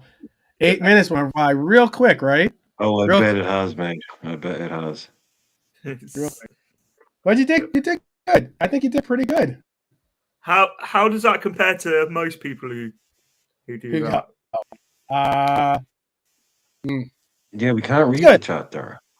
Not for that. Not while we do quizzes. We don't read the chat. We all turn off the. Yeah, the chat is decent. Yeah, it ruins the fun of it if you have the chat. Oh yeah. Yeah, no one in the chat got that last one. No one. Everyone got. To be fair, I wouldn't have if 90% of the day wasn't out. Even the Peltier one was a good guess. There are some other players that have played that weren't. Oh no, you saved list. Me twice. No, Nolante saved me twice. I just went with our. I knew it was our Fexad because I said that earlier. You knew. For some reason, when it came back, I went, "Oh, that's a Tange," and then you were, "No." I was like, "Oh yeah, fuck." And Otsemabor, I would have gone. Did Otsemabor go to Leicester though? Sure, he did. Did John Otsemabor play for Leicester? I know he dropped down to a lot of clubs. Yeah. I have no recognition of it, but I feel like that's probably slightly before my time. He was the Yeah. guy that got shot in the arse in a nightclub. Hmm. That's what he's most famous for. John Ostenborg was in a nightclub, and Nice. some guy came in and pulled out a gun and tried to like shoot some other person or whatever, but he took a stray bullet. It was bullet in the buttock, basically. Mhm. And he Bullet said in the that, Love yeah, he said like he was out like a completely basic and innocent bystander, and he said that like it was basically a gang related shooting that occurred. He was completely innocent bystander, just out having a drink with his mates and his girlfriend. And he said that whole thing tarnished his career because Yeah, people immediately after that, they he connect you. was Yeah, he was connected to that guy that got shot in a gangland shooting, exactly. and they didn't ever put in the fact that he was an innocent bystander, had nothing to do with it. Yeah. You know, he looked right. You know, that he said that he basically said that ruined his career Mhm. because even at Liverpool, they were like, "Are you sure you had nothing to do with it?" Yeah. And he said even at work, he was getting vibes like, so yeah, so you were just randomly shot. He's like, yes, I was. You know, he just it stained his career. He said, There were but some. yeah, that was horrible, man. Getting shot in the arse. So you just going out for a drink. Nobody needs that. No one needs that. No one needs Nobody that. needs that. There were some names that weren't on that list actually that were transfers to or from uh, Leicester City to or from Liverpool. It was kind of what I don't. But was Jack Hobbs on that list? Was Jack Yeah. Hobbs? Yeah, He was yeah, okay. yeah. We had Jack. Well, the other name though that wasn't on that list because I know I didn't have to spell it out was a 2009 transfer. He was a free transfer, and he went to your team actually, Ant. He went from Liverpool to Leicester in 2009. They can't think of anyone that So I went from Liverpool to West on free. his first name, his last name was it? Jay Spearing? No, No, his we've first. already said him, haven't we? Yeah. He was in the. These are people that weren't in that list that I guess they didn't include. But these are actual transfers. I'm looking at actual LFC site. His first name, his last name had to start with the same letter. How about that? I feel like I'm being a right muppet here, but I can't think for the life think of of me. it. who it is. 2009. I've had the one players, but he hasn't got the same It was on, surname. it was on a it was on a free. It was on a free too. This is a problem. We signed pretty much everyone during that era under Sven. Because it was the We same year. It was Nine. in the same. You see, that's why he has PTSD as and has PTSD. Jack Hobbs, because you got Jack Hobbs in that same year. Yeah. Thing is, I instantly recognised Jack Hobbs because he was captain for a couple of years. So I got before Wes Morgan. His name is a tough name to pronounce. That's why I'm hoping that you would have done that. But he did give a clue. He said that his first name and his second name begin with the same letter. So that's clue. That's a clue. Yeah, anything more than that is basically just giving the answer away. Yeah. Oh, and I said that his name is it's not an easy name to pronounce. So yeah, unless it's Cole. I'm gonna end up kicking myself here. What? Who is it? Or I'll give you the final clue. Final, almost like two-way clue. Okay, the just initial tell us what nationality is he? The initial is A. First name begins with an A. Last name begins with an A. So begins with A. 2009. It can't be alive because he's got his name begins with D. So he's been ruled out. Oh, I give up. This is ridiculous. I'm like, okay. I'm gonna put it in because I am not gonna try. Bilbo Baggins. No, I'm not gonna even try to attempt to say that. Daniel Alasola Alasingi Alarana. Oh, okay. Oh Astrid, no, yeah. Okay. Oh, Ashton, yes. Astrid Okay, I remember, but yeah, he hardly played. He didn't play. There's 1, 2, 3, 4, 5 other players that did play for the, but they date back really far. They're like there's one that was from 1900s, one was from 1908, two from 1924. Well, but there was one in 1977, and it's a name that I do recognize. There was. I don't think Anne's ever heard of Astrid Arovich, have you? I genuinely, I haven't got a clue who that is, and No, neither do I, mate. Yeah, I remember the name. This player played for a bag of teams. 1977. He was a good player too. He sounds forward. Like there's half the world. Forward. He only played for Liverpool. He only played 22 times, but it was a memorable goal because it was the winner at the Merseyside Derby at Goodison Park on December 8th, 1973. That's who he had the winner. Oh, this guy. I thought you were talking about Astrid there for a second. I thought, okay, No. This guy, 1977. 1977. It's gone, yeah. So he's putting them real hard questions in tonight. Yeah, nice. I think that was when we had Umbro kits back then. Yeah, a lot of the Umbro. V-neck. Yeah. A lot of Umbro back in those days. I ain't got a Scooby, I'll be honest. No. All right, that's wandering. Because he did go. This player did go to your team for £45,000. His name was Alan Waddle. Oh no. He played for a lot of teams. He played for a lot of teams. You've missed Ask two your dad. recent ones. Ask your dad. Good job. Or Ask the your two dad. recent ones. Or the two Yeah. recent ones. You've missed two recent ones. Connor Cody. Yeah. Okay. Yeah. Okay. And then I forget, the young lad that you've signed from some verge of your Nalo and Neoni. Yeah. Or Neoni. Yeah. We got Neoni from you guys, right? And I think he played one game for Leicester, so I know that's really scraping the barrel. But no, he's played for us. He started the other night for us, or he started the other day for us down on the South Coast in the game that shall never be talked about again. I can't remember what their name was. I know he was in the academy, but yeah, we paid $5 3/4 million for a viewing fee. I had to pay money for it. Same with Nalo. Was Nalo with you as well? Did we get Nalo and Neon from you? Where was Nalo? West Ham. West Ham, was it? Okay. West Ham. Good old West Ham, mate. Mate. Good old West Ham, mate. Good old Hammers, mate. Mate. Mate. Fucking Hammers. Kirkland was in the slideshow quiz. All right, yeah, Kirkland was one of the options. Answers me.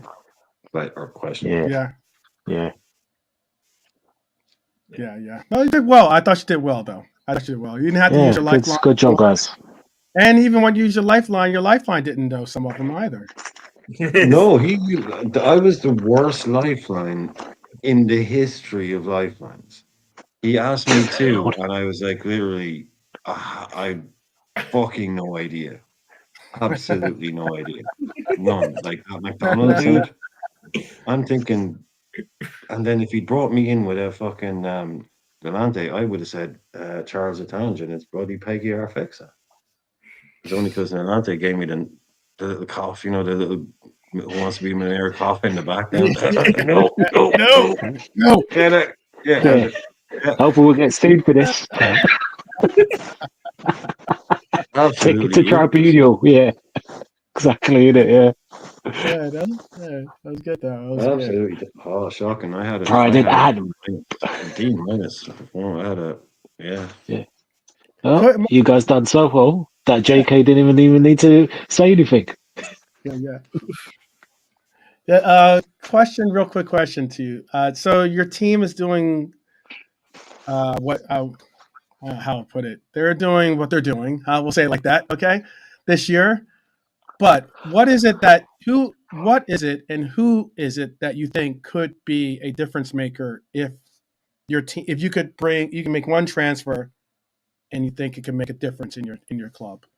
Who is the player that you think could make a difference? You can just say, I think we need a center half, left center half, and if this player came, it would make a difference. Is in like a realistic one, or it could be realistic could be good. Realistic, yeah. You can't say we want to bring in Messi or something like that. Yeah. No. Well, Rude will play Jordan Ayew because he's practically his love child. But need a centre back. I would I really wanted us to sign Danso, that's gone to Spurs because we were linked to him for a while. Okay. But a centre back like that, someone who's quite quick, decent on the ball, but also not afraid of the physical side of the game. Just basically anything to get Wout Faes away from the football pitch. Okay. Because before Amorim took over at United, there was talk of Maguire coming back to Leicester, but Amorim seems to be starting Maguire quite a lot. So just You would have not up for that, obviously. Yeah. Would you, if you said you need a center half, would you take back Maguire? In a heartbeat. Yeah. In a heartbeat. I absolutely love Maguire, and this is a story that not a lot of people know. So you're taking it back for sentiment, or you're taking it back on? No, he rates him. Man. I love Maguire. I love Maguire. Okay. And also something that's not known about Maguire, that when he was at Leicester and he knew he was going to Man United, he signed a new deal 2 months before he went, putting his move in risk. So Leicester got a bigger transfer fee. It's almost a sign of gratitude for Leicester signing him from Hull when they got relegated to the Championship. Because when he was at Leicester, he made his England debut. And when he was at Leicester, he sort of became the bigger name. Like, a lot of people don't know that about him, because we wouldn't have got anywhere near 80 million if it wasn't for Maguire signing that new contract. And he full well knew it put his move at risk. Yeah, no, that fair play. Exactly. Fair play. You know, that's what McAllister did something similar to Brighton, or with Brighton. Like, he would have been able to leave on a free. The summer we bought him, the year we bought him, he was on a free that summer. He signed a new deal. I think it was in February, March. Yeah. You know, it was with 3 months left on the season. He signs a new contract, knowing we were going to buy him. Yeah. But this is why I've never had a bad word to say about Maguire, and he's only ever talked about Leicester in a positive light. But he was brilliant for you. You know, I'm sure. Yeah. Like, did you ever win anything with him in that team? No. Did you get that cup win? No. Okay, but he's gone into an £85 million player. Like, you know, you go to being at a team like Leicester, as much as we like to take the piss out of, you know, and inflated fees and all that. Of course, he's not an £85 million player. But for ye, when we're talking about stuff at the time, it's like he's not an £80 million player, but someone has me on the background there. Someone has it on the background. Yeah, I understand. But he wasn't 40 either. You know, it's just, it was what it was. And obviously he was brilliant enough for you to get into the England team and all that. So I'm not surprised at all that you take him back. You know, especially in this scenario that you're in right now. It's not like you're pushing for Champions League, you want them back. It's like you're in a relegation battle. Yeah, you want those boys to care about your club and love your club. He's also, like, I think why he looks so good at Leicester is because of the fact we didn't play this ridiculous high line that he's not capable of playing. We sat a bit deeper, so his lack of pace didn't get exposed. Because that's a big thing at United, that is why he's not the player that I think a lot of United fans were hoping he was going to be, is because he's just not mobile and quick enough. And it's like, you look across the Premier League and sort of the top leagues now, there's very few top centre-backs that aren't at least to a certain level quick. Like, not everyone's rapid, but I struggle to think across the top leagues of any real slow but top-level centre-backs anymore. And you got to be able to play. Well, he can pass, but yeah, I get everything. You put him in a back three that sits deep, or even a back two that's and in that you can see that's how he became the player. It's just, you wonder what clubs are thinking sometimes. Yeah. Oh well, he thrives in this system, so let's spend 80 million and ask him to play in a completely different system. Yeah, and it was also, you know, where I did feel sorry for him is the fact he'd never captained a game before at Leicester. He was never the captain. Within 2 months at United, he was made to be captain of the biggest club in the country. It's like, you're already an £85 million centre-back with a huge amount of pressure. And then to give him a captaincy on top of that, when he's never been a captain before, it just felt like throwing absolutely unnecessary pressure on him. But I don't know. it's one of those. I think I look at, and a lot of Leicester fans look at Maguire in a different light than the sort of wider footballing. Yeah. I'm sure. Yeah. Just Absolutely. one quick question before you say. I just want to ask one quick. I know everybody does, but in the kind of broader scheme of things, historically, blah blah blah. Do Leicester hate Manchester United, or is No. it just a kind of or like is there any kind of No. is there any kind of hatred there for no? No, I mean, I know we like most years we go there, we take the piss for 90 minutes in terms of like the away end, but it's never anything malicious or anything. Mm-hmm. There's nothing there. There's no rivalry or anything like that. Yeah. I know most people don't like Man United just because of like they're Man United, but no, there's nothing with Leicester.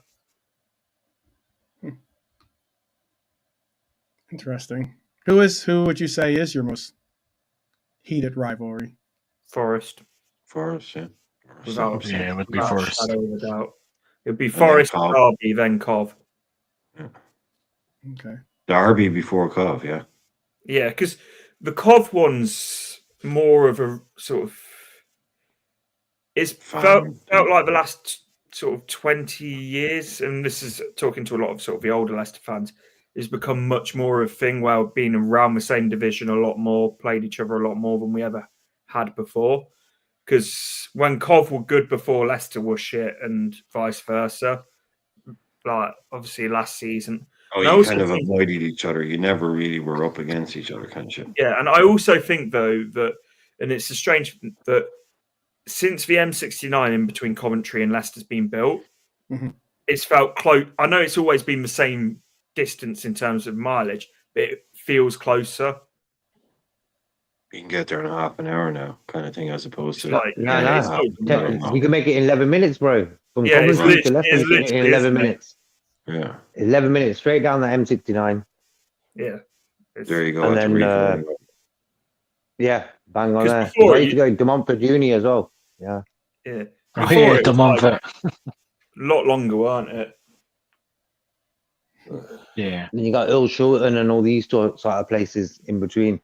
But the distance between Ricoh Arena and their stadium, 15 minutes, you can do it. Well, you've had a 3-1 loss against them at home, but you still have to go to their house. Are you going to go to that game? What, to Forest? Mm-hmm. Yeah. It's one of those, like, I don't expect us to win there. If we do, great, but it's always a great day out. Yeah. Okay. I hope that you do, to be honest with you. I definitely do not like Forest. Not anymore, at least. I'd rather Forest, Leicester win than Forest. Yeah. What's that? I can't remember the last time we won at the City Ground. It's probably 2011. Oh, that's poor considering how good you've been and how, you know. Yeah, but at the same time, we only played them twice. So yeah. Yeah, well, yeah, that's fair enough. That's fair enough. Yeah, it can land like that. But it's just interesting. Like, I know, JK, you're a Liverpool fan, but you're a Coventry guy as well. So you know you guys beat them 2022. Yeah, that was at home though, wasn't it? Yeah. Oh, you mean away? You mean on the road? Gotcha. Yeah. Oh, they're a different story. It's a good day out then, Forest. Yeah, it's a good. Like I mean, you say they're your big rivals, but it's not heated. Right? It's cool vibes off the pitch and all that. It's very heated. It is. Is it? Okay. Look at TalkSport did a documentary about our FA Cup game with them. If you haven't watched it, like it's one of those. It's a good day out, but I wouldn't recommend wearing colours. Oh, okay, cool. Okay, so yeah, it's still that edge to it. Yeah, which is what makes it the day out, but it is. Yeah, go to the right pub if you're going to hang around. Yeah, exactly. Yeah, like you said, one of them. Take your jersey off, put on a hoodie in neutral colours, and keep the accent under wraps. Yeah, the spot a Leicester accent from 5 feet away, I reckon. Yeah. I don't know. Is there a Leicester accent? I'm not. No, but I'm sure, like between Forest. No, there is a Leicester accent. Yeah. You don't have a very doable accent. Like I couldn't do if I was like a comedian or something. I couldn't do an impression of you because you don't have a strong accent. You know what I mean? You just have a kind of an English accent as opposed to Scouse or Newquay or Cockney or anything like that. It's fairly neutral. I think it's certain words with Leicester. It's like sitter, curry. It's like, Yeah. but I don't think it's like a massive accent. It's just like No, it's not a massive accent at all. No. And it's not even like East. It's not even fucking Norfolky or anything, or Brummie. The last time you guys won there was 2013, by the way. Jesus Christ. Was that Vardy last minute? No, you guys beat them handedly. 3-1. 3-1 in that game. No recollection of that. Yeah. Was it knockout? You were probably there. It was a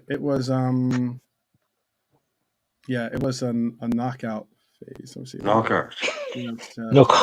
Knockout. Or last time you beat them at their grounds, I'm saying. Because it was the round of 46, it says here. So what's that? What competition? Oh, championship. It's got to be championship. Yeah. Championship. It's got to be. Yeah. That's when there was like 7 million games a season in the championship. That league is insane. Yeah. It's the funnest league in the world, mate. Like, it's absolutely brilliant. Yeah, 4 million games. Just. Or you won 3-2. You won 3-2, but it wasn't Vardy that had the game winner. Was it Anthony Knockout? Yep. Yeah, Knockout. Yeah. Yep. That was He was decent. In the 90th minute. We were saying earlier about players that are too good for the championship, not good enough for the Premier League. He's another one. He's on the list. Yeah, he's a perfect one. I just think Dwight Gale is the poster boy because he would randomly do 20 plus. It's not like he was good in the championship. He was overpowered in the championship. If you had a decent team and you needed promotion, bring in Dwight Gale, he gets 24 goals or he gets 18 goals or something like that. Goes to Premier League, gets 2. Then he goes crazy. It's like that big Welsh lad that was on loan at Ipswich last year and now is on loan. Is he at Sheffield United now? Kiefer Moore. Kiefer Moore, yeah. He tears the championship up every time without fail, but cannot step up to the Premier League. Charlie Austin was another one. To be fair, Charlie Austin had a good couple of seasons in the scored some goals. Yeah, he was did. He's done all right. Put him in a championship. Yeah, overpowered, completely overpowered. It's usually strikers. Well, obviously, it's usually strikers. But I think that lad that was at Cov, who's gone to Sheffield United. Oh, the midfielder, he's one like that. Looks like Pirlo in the championship. And not Barry Bannon, is it? No, Sheffield Wednesday. Gustavo Hamer looks unreal in the championship. Yeah. Unreal. But in the Premier League, and I know he was in a poor Sheffield United team, just looked absolutely bang average. But then, like the championship, most weeks would look the best player on the pitch. That's why it's a great proving ground for young players. Yeah. It's the closest thing you're going to get, and it's high quality, and it's relentless. It's 1 million games a season.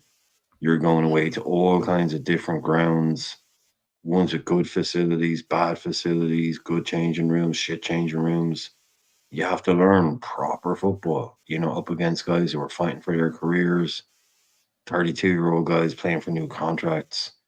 You have to deal with every part of it. You can come through that.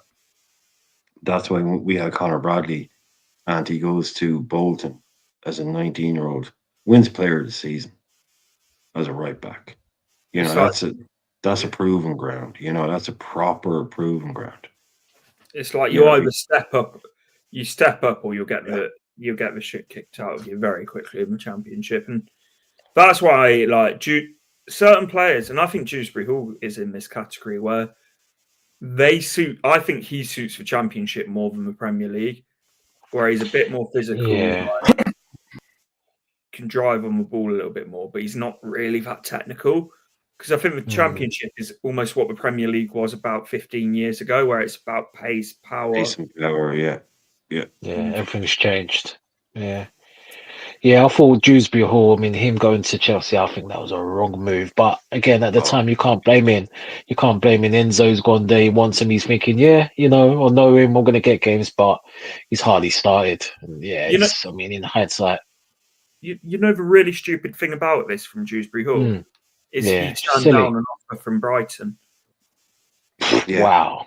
Yeah, that would have been a good club to go to. Yeah. So it's like, he would have stepped up going to Brighton, but he probably still would have played most weeks. That's why I struggle to have sympathy for him not playing every game. No. It's like, it wasn't a bad move. Why didn't somebody just give him Danny Drinkwater's number? And why didn't somebody just give him Danny Drinkwater's number? I don't know, but to be honest, I bet you, and this is going to sound like really harsh stuff, I bet you there'll be two things. He'll be a confident lad in terms of the fact that he'll back himself. He's best mates with Ben Chilwell. Okay. And I guarantee you he's on a much longer and a higher wage than he was going to get at Brighton. Mm-hmm. Yeah. I tell you what, his best days ain't there anymore. Ben Chilwell.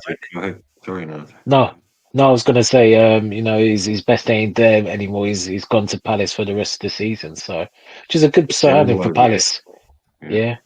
They're all calling him a fat wanker after the first game.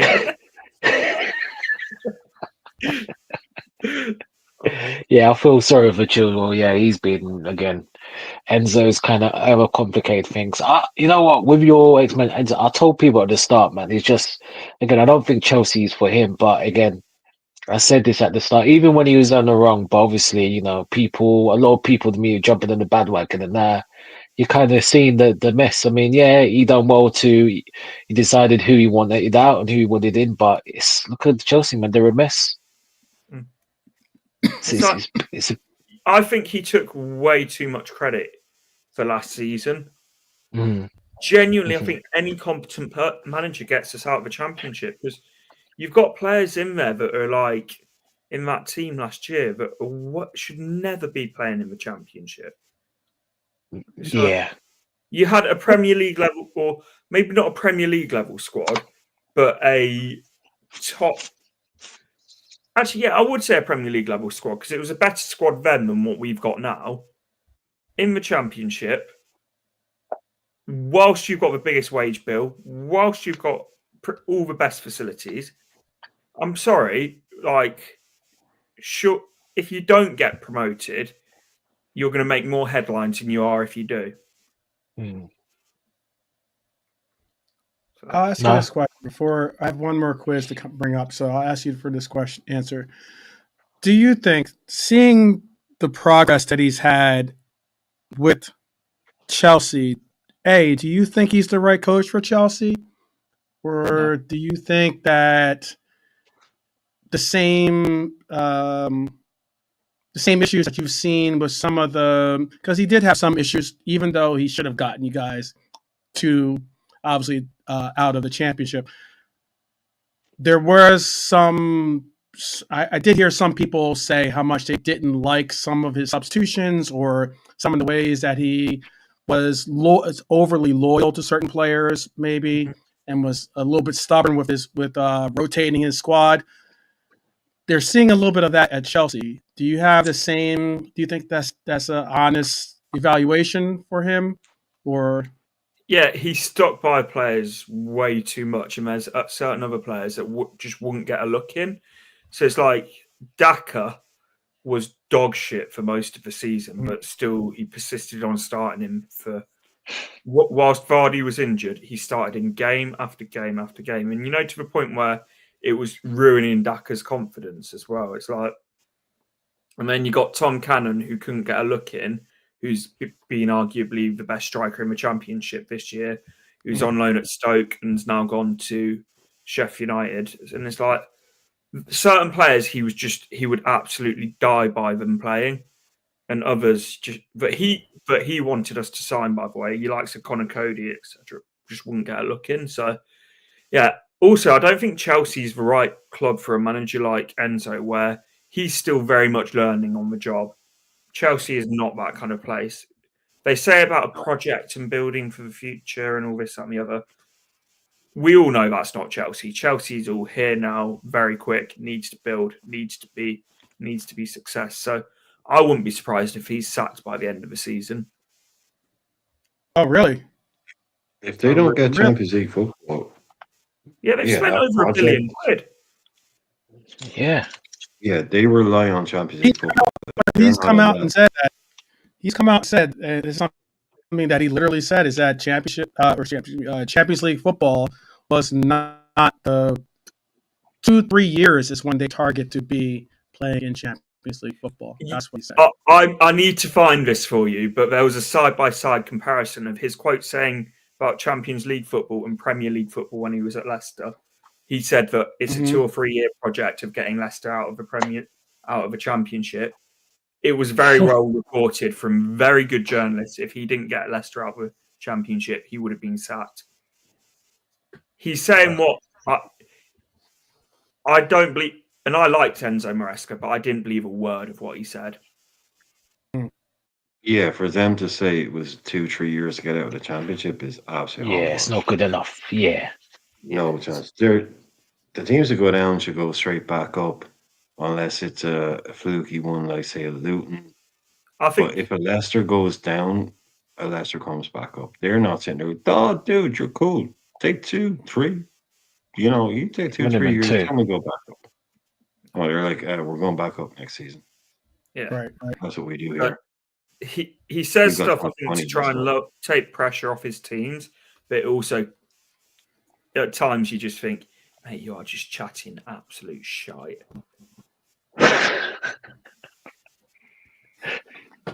Okay. Subscribe to Leicester fan channel. Subscribe to it, man, because this is the kind of real talk. Real Let's go. talk. The real talk. That's what people call it. Handcuffs are off. Yeah. Every now and Gotta again, hear you need that injection, that outside interjection of unbiased people. I don't care about your club. Ant will tell you he doesn't give a shit about Liverpool. Doesn't give a shit about Everton. Doesn't give a shit about Chelsea United. Doesn't give a shit about anybody. He only gives a shit about Leicester. So every now and again, you just get some outside. What would you call it? Some energy. It's good sometimes. Yeah. He only cares about his club, and this man goes home and away. He's been to more away games than most of us. Well, he's been to more away games than we've all had birthdays, put it that way. You know what I mean? He's been supporting home and away, and that's why I always give him massive respect. So I always give your comments and your opinions the highest weight, and you're a top man, top bloke. No, I appreciate it. Cheers. Yeah. Definitely appreciate it. I do have another quiz, real quick. I'll just get another quiz. We're about almost at the 2-hour mark here. I'll get another quiz, quick quiz in here for you. 14 players have played for each of our squads, meaning Wolves and Liverpool, since 1994. Okay. And you can see Ant took off before he had to chime in on this one. So understandable. Big up. Yeah. Big up, man. But since 1994, we've had 14 players that have played for both Liverpool and the Wolves. Can you name the 14 players? That's my question. And I don't have a timer. I don't have like a graphic or anything like that. But I can pull up a timer if necessary. I'm trying to think of what's. Well, we can start with a couple of obvious ones. Let me pull up the timer first. Hold on. Okay. Let me just get the clock. How much time do you guys need, by the way? How many say there was? There's 14 players. 14. Well, there was 13 in the other one, and they got 8 minutes. So let's go with the 8 minutes, I suppose. 8-minute timer. Between ourselves or the chat, or we all doing it together? Oh yeah, just I'll So- give the chat. Don't look at the chat, obviously, but Okay, I'll see okay. if you can. And chat, please do not look at Google for the answers. Let's see. Let's see. So it's been monitoring the internet. Let's see who can get the answer. Who can get there before? I'll start the So- timer now. Okay, so we're K-Jan just Hoover. naming them out loud, basically. Just No name out pictures. loud. Yeah. Give Oh, me- okay. So Connor Cody. And yeah, okay. And I'll just Connor Cody. I have it here. Okay. That's the first one. Yep. The second- obviously Diogo Jota. Yeah. Prize on it. Bang bang. Another one is KJ Hoover. Mm-hmm. Gianna. Kiana Hoover, yeah. And next one is, I think you remember it, Brian, Mark Kennedy. That's 4. Oh, yeah, there you go. Yeah. Now we've got Paul Ince, I believe. Oh, yeah. 5. So Cody, Hoover, Ince, Diego, and Kennedy. I have. JK? Feel free, JK. Feel free. We need you, buddy.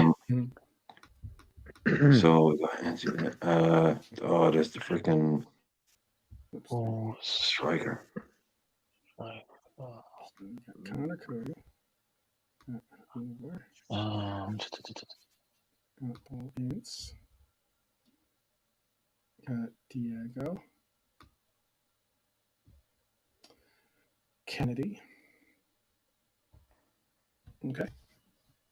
1, 2, 3, 4, 5, 6, 7, 8 left. Oh, KJ, that is one. Yep.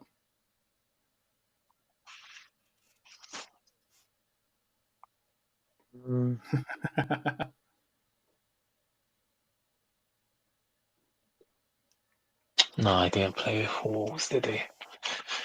So the chat has 7 to go. You have 8 to go.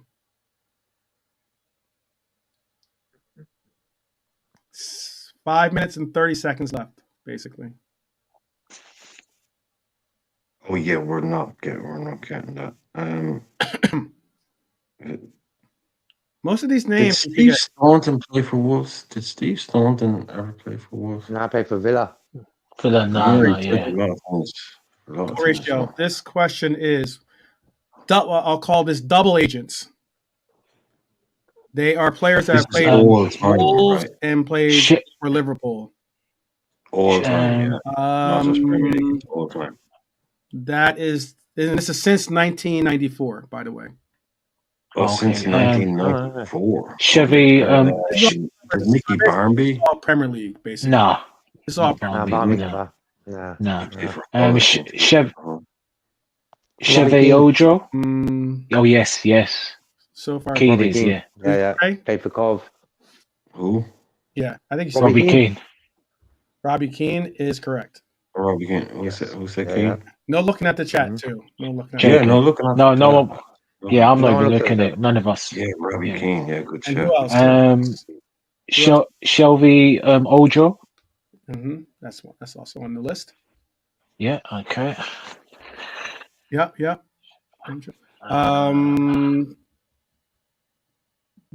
Goal ratio, none of those people are on the list. And the other name you have on there, KJ, is not on the list either. But you said twice. We got this. We got Cody. We got Keanu. You got this. You got 4 minutes. All you got to get is another 1, center 2, half. 3, 4, 5, 6, 7 left. Yeah, Sanchez. No, a lot, man. Ruddock. Wolves. No, not Ruddock. No. These guys are going to be random as fuck. Richie Partridge, not Wolves. No, some of them played a lot of minutes. Played a lot of minutes. Decent. Okay. Yeah, decent. Partridge was a good shout, bro. So I guess.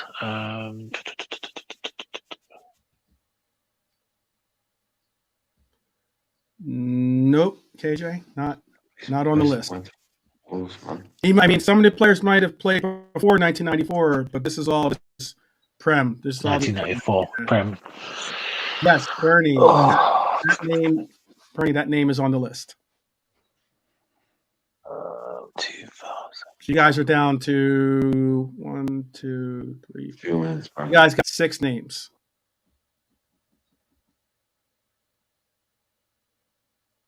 Nicky Tanner.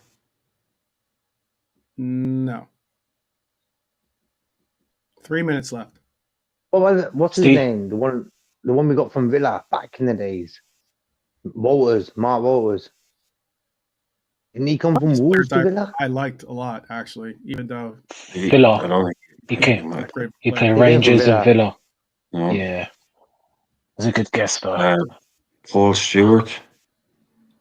Paul Stewart is yes. That was a good one. Yeah. Nice. Paul Good. Stewart, Yeah. in 1994, he had 8 matches played, but I don't know how it says, played 8 matches or had 8 matches for Wolves, but played 32 matches for us. Yeah, he played for Wolves. Yeah, Paul Stewart. Okay, cool.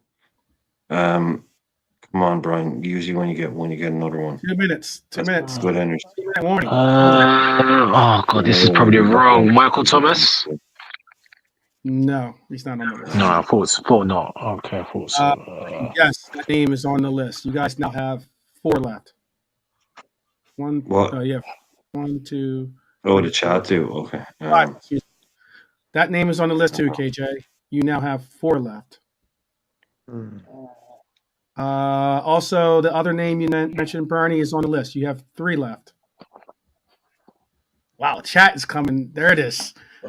They've got the stride going. See, that's what I'm looking for. I'm looking for that. The one who went to Stoke. The one who went to Stoke. Yeah. Okay. Who? Pennant. No. Jermaine Pennant. Did he? I don't think he played. I'm not sure. Jermaine Pennant played for Wolves. I'm trying to miss anyone.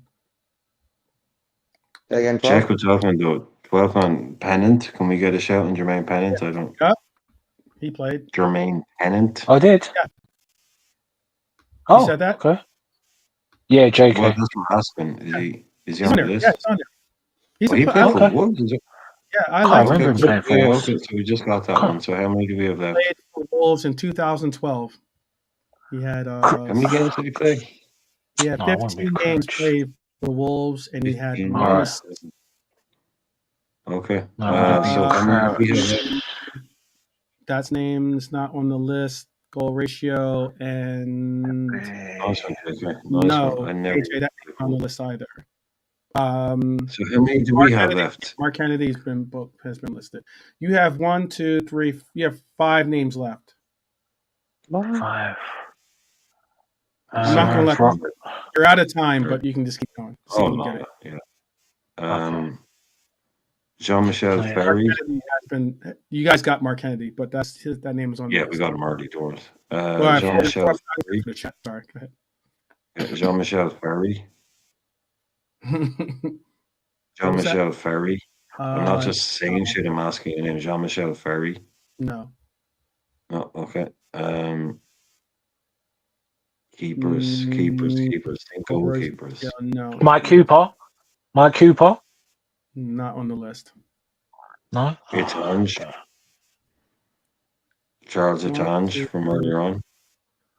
One of these players is tough to get because he Charles Etange, Peggy Arfexad. Did either of them play for Wolves? Only one of these players did not. He played for Wolves, but he was on our team, but he didn't have any games played. One of the players. Oh. Yeah, but is Etange or Arfexad or either of those answers? Say again. I'm sorry. Etange, Arfexad or either of those answers? Mm-mm. Oh, okay. So we can rule them out. There's probably a keeper in there.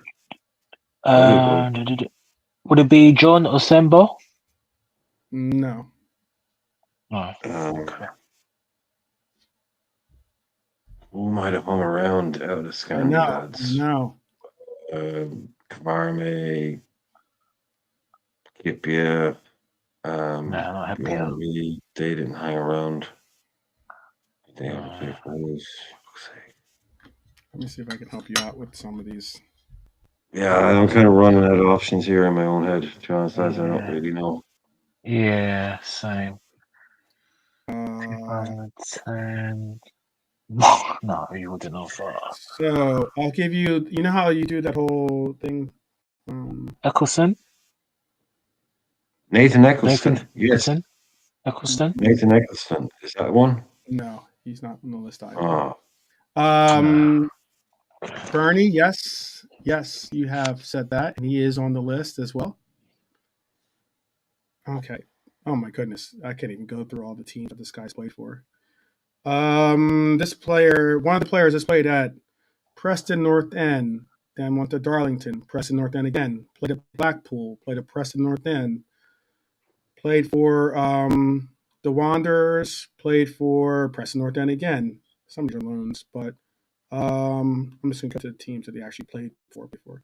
Leeds United, played for Bolton, then went to Fulham, then played for Wolves, then played for Leeds, then went to Middlesbrough, then went to Rochdale, back to Middlesbrough, and then to Liverpool.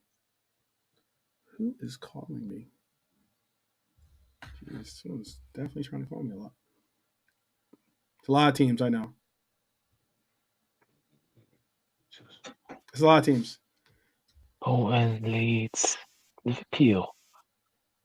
but went directly from Wolves to Liverpool. But Doncaster. He didn't go directly from. Oh, you mean? Oh, yeah. So you want Middlesbrough, sorry. Oh, yeah. He went. Yes. He came to Liverpool on a free. Bernie, that name is on the list. Goal ratio, that name is not on the list.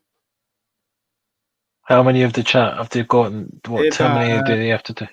One. So they got that guy's name. 1, 2, 3. They have Middlesbrough. 4 left. 4 left. Middlesbrough. And a free. Yep. Middlesbrough on a free to Liverpool. We've mentioned, Brian's already mentioned him, so it can't be that. And he didn't play for Preston, so who is this then? He went from Leeds to Middlesbrough, and then he went to and then Middlesbrough to Liverpool. So he went from Wolves, Leeds, Middlesbrough, Rochdale, Middlesbrough, Liverpool. Rochdale, Middlesbrough. That name is on the list, KJ. Yes, KJ. You guys only need one. No, two, KJ. You only need 1, 2. What was the one? Oh yeah. Bernie already had that one. So you still have 4. So I think that's a goal. That's a good shout, KJ. You have. I'm thinking, bro. That one, but you did. Something doesn't make sense to this. You have 3. Oh, is it? Oh, Brad Jones. Not Brad Jones. No. Rob Jones. Not Rob Jones. No, this doesn't make sense. Leeds. Middlesbrough, Liverpool on a free. Oh, Can I ask? Yeah, go ahead. What position? Can I ask? I mean, you don't. He is. I mean, if you. This is the goal. You asked for the goalkeeper. I'm giving the goalkeeper. Is this the goalkeeper? Yep. This guy we're talking about. Yeah. So he's on the right. Like goalkeeper. Yeah, because it doesn't make. Yeah, because I'm just thinking, who did we sign from Middlesbrough on the free? Premier League. He definitely didn't play. He was a reserve, like a backup. He's definitely a backup. He didn't play because for Brad us. Jones. Yeah. He didn't play at all. Yeah, at all. Okay. But he played for Wolves. You want to save the keeper to last? All was right. it? Oh, I got it. Is it Tony Warner? No, it is not. No. No. I'll give you another. Whatever. What do you call them, Brian? When you do the the journey of where they've gone through to play all this stuff. Player path. Kind of thing. Yeah, player path. Okay, I'll give you the player path of one that no one has said yet. Hold on. All right, it is. All right, this player. This one that you guys might know. This player played for Liverpool on a free. Then got loaned to Southampton. Came back to Liverpool, and then went and played for Wolves on a £257,000 transfer. He joined us on a free, then went to Southampton. He joined us on a free from Blackburn under 18s. Nicky Tanner. No. This player also played 4 games for us and actually did play in the match. He had four matches played, and he actually had minutes played in those matches. But he did not score, nor did he have an assist. Went on loan to Southampton. And he is a midfielder. He's a midfielder. Ryan, you should know this one. He's an Irish midfielder. Oh, wow. He's an Irish midfielder. Yes. Oh, is this Richie? No, this isn't Richie, but I think that was one here. Make sure. Joined us for free. Went to Southampton on loan. I don't think. And then went to Wolves for 270k. Yeah, he played. He's an Irish midfielder. Yeah, he played 4 games. So. 4 games. Yeah, I'm trying to think off the top of my head now. Irish midfielder. Went to Wolves. Brian O'Driscoll, we just called it a night. No. And he's rugby. This is no Brendan Rodgers thing. Okay. He's Irish nationality. Oh, from Northern midfielder. No, he's not from Northern Ireland. I'm saying he's. Oh, so he's Irish. He's Irish. Yeah. JK, what are you thinking? 270k Irish midfielder. Yeah. And it wasn't. And the chat got this. Southampton on loan. That has not gotten it either. Okay.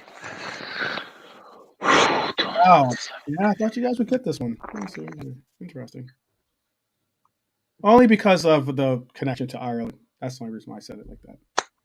Right, yeah. Because there's not but he didn't. There's a good handful of Irish players for Liverpool, but yeah, and he only played 4 games. Yeah, exactly. So that makes it doesn't. That's hard. Oh. Those 4 games were games of pride. Merseyside pride, was it? Yeah. Okay. Gave his all Merseyside pride in the Premier League era. I've said him, so it's not going to be him. Irish midfielder. Oh, was it Ray Houghton? No, it was not. No, you did play 4 games. Oh, sorry, 4 games. Yeah, sorry. I'm just thinking Irish midfielder, 4 games. Oh, sorry, yeah. Yeah. Oh, just go to the Irish thing. 4 games. 4 games left on a 200 grand to Wolves. Sorry, yeah. 300,000 grand, yeah, pound, 1,000 grand. Pounds. Was it 275 or 240? Something like that. Southampton on loan as an Irish midfielder. Brighton up 3-0, by the way, against Chelsea.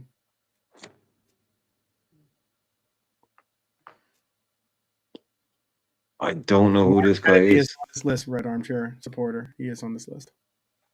I do not know who this guy is. Yeah, we got Kennedy a while ago. We got a few quick. So yeah, I don't know. All right, so last bit of clues I'll give is this. This player The goalkeeper played in 2019. In 2016 he played for the Wolves. 2019 he was the one that went through all the, the teams that I went through. He went through like 15 teams or something like that. The midfielder, was it The Danny Guthrie? Oh, Andy Lonergan. Yes. Oh, nice one, bro. Yes. That would be the goalkeeper. Yeah, Andy Lonergan. The midfielder played in 2004 to 2005 and then played in 2006 to 2007 for Wolves. So he played in 2004, Was it Danny? 2005 to Liverpool, and then 2006 to 2007 for Wolves. Was it Danny Guthrie? Danny Guthrie? No. No. Okay. I don't think he's okay. There's another one. Yeah. We're not doing. Yeah, he's not Brazilian. Okay, let me have another one. There's another guess. I'm thinking of a midfielder. Is it? That's true. Is it? What's his name? Is it? Is it? Is it Potter? Yes. Potter, Darren Potter. Okay, Potter. Oh, okay. The Irish. Oh, jeez, that was hard. Yeah. Oh, damn. Yeah, it never really worked out from. Yeah, never. Yeah, Darren Potter. Irish, I think the chat gave this one for us already. This player played 2009 to 2012, only had 4 appearances, and then he won in 2012. He went. I would assume he went straight to Wolves. I think they. This is a new question, is it? This is another player. Okay. It's one of the players. The only person that got Andy Lonergan. The chat got him. I can, if you want, I can just say since the chat got him. If you don't want to take a guess. Am I the only person that got Andy Lonergan, or was he got already? He was our. No, you're the only one that got it. Cool. Oh, nice one, bro. So these two we got. Okay. Yeah. Andy Lonergan, yes, good one. Yeah. So the only 3 that you got, that the chat, I think, other than that one you just said, got pretty much everyone except for maybe one player, and then you guys only had 3 names left on your list. Okay. They only had one player. One player. They didn't get. Well, they had 2 technically because they didn't get the goalkeeper either. But if the chat got him, I didn't see that.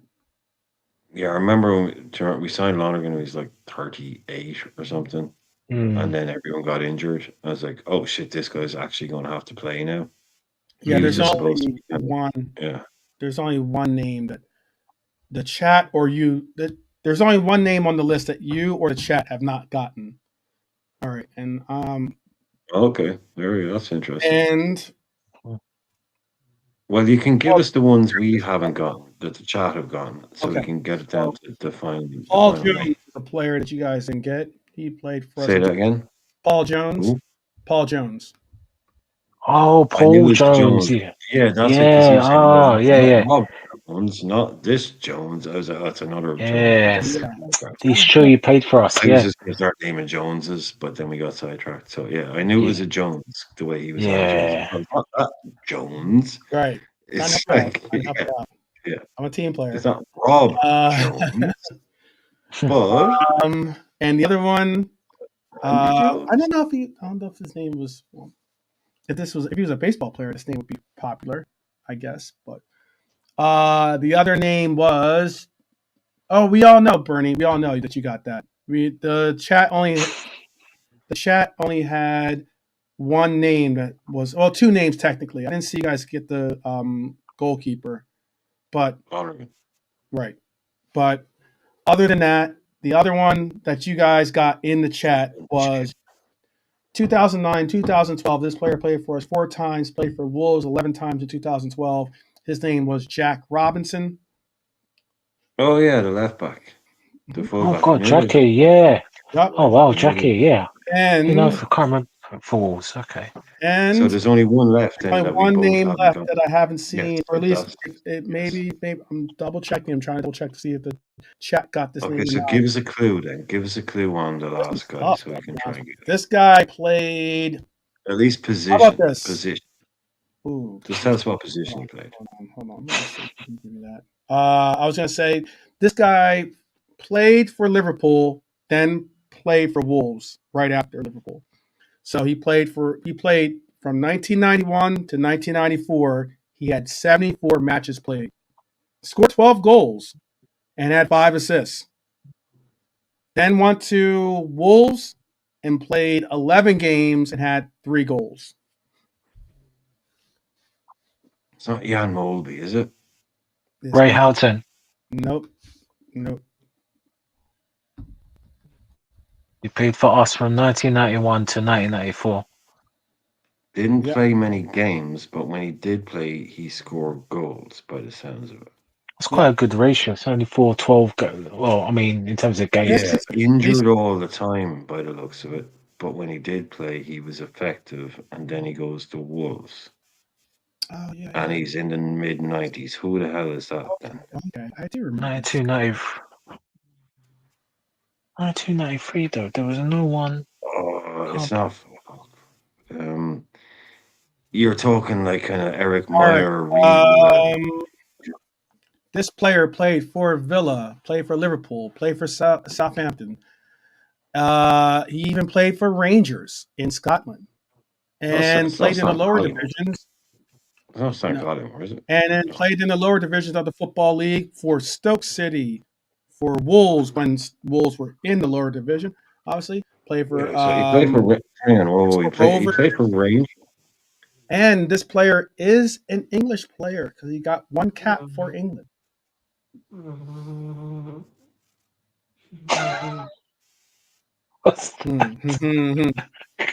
know. So One of the dogs wants to chime in. Can you just tell me again his record for Liverpool in terms of the period you're talking about, appearances and goals? Just purely for Liverpool, the one you mentioned at the start. Appearances and goals. Say one more time. Sorry. Just his Liverpool record. What was his Liverpool record? Okay. Yeah. His Liverpool record is 1991 to 1994. He had 74 matches played, 4,360 minutes played.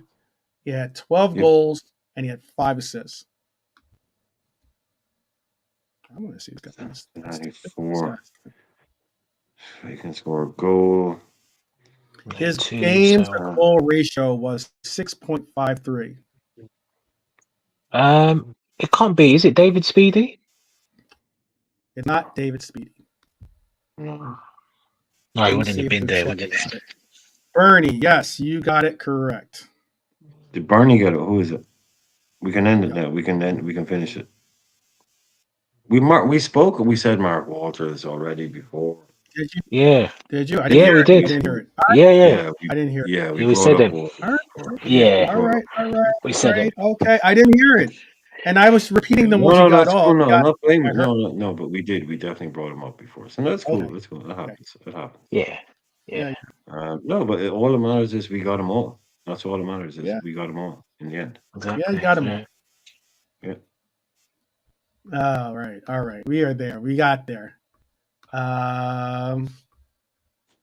Definitely, that was some Fat Boy Slim there, but we are definitely praising you on that. But that's that. All right, yeah, that's all the ones I could think of that, or at least I knew of. 14 players that have played for each of these squads. We saw how many it did. We saw the time for Leicester. We saw what it was for the Wolves. We are about 5 minutes away from ending this episode because we're about already 25 minutes over the normal 2-hour marking. So I'm going to ask the chat, is there anything that you'd like to bring up, or is there anything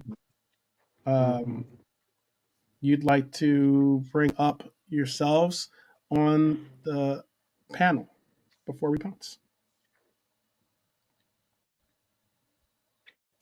Anything you'd like to say? Oh, Brighton smacking up Chelsea down on the south coast there. Minte scores twice. The guy that saved, I suppose, this is the guy that Arne Slot had at Feyenoord. you want to tie it all the way back to the Anthony Gordon deal, that they had to nearly sell Anthony Gordon. We were prepared to pounce on a nice price because they needed the money. PSR. Next thing you know, they sold Minte and Elliot Anderson, I believe. Anderson, anyway, the guy that's been basically running the midfield for Forest. Look where they are. Wow. So they ripped the heart out of that. Their little kind of two little pickups. This guy Minte. This is Brighton though. We were talking about Antar Buonanotte is over there in Leicester now. Yeah. They just keep churning out these little boys. But yeah, I think Chelsea for a heartbeat maybe a couple of months ago we thought, oh, these guys might be doing something, and then I think what did they do? Lose 4 in a row, No. something like that. Yeah. Yeah, no, absolutely nothing. Paper thin, nothing to them at all. No experience, nothing. No, so Yeah. they've just fallen away like paper. You know what did they call them? Paper tigers, right? Paper tigers, and that is it's a good comeback for Brighton. But this is a league that can be won. I'm not saying we'll win it because other teams are poor, but this is a league that can be won. When the likes of Chelsea, Man City, Arsenal, no strikers, Yeah. all falling apart. We should just make sure this goes ahead. Simple Book the as. parade tomorrow.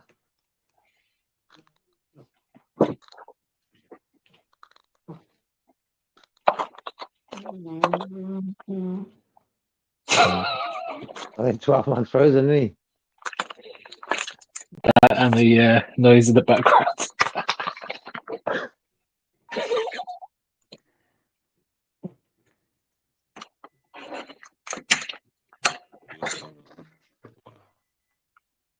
Definitely frozen, yeah.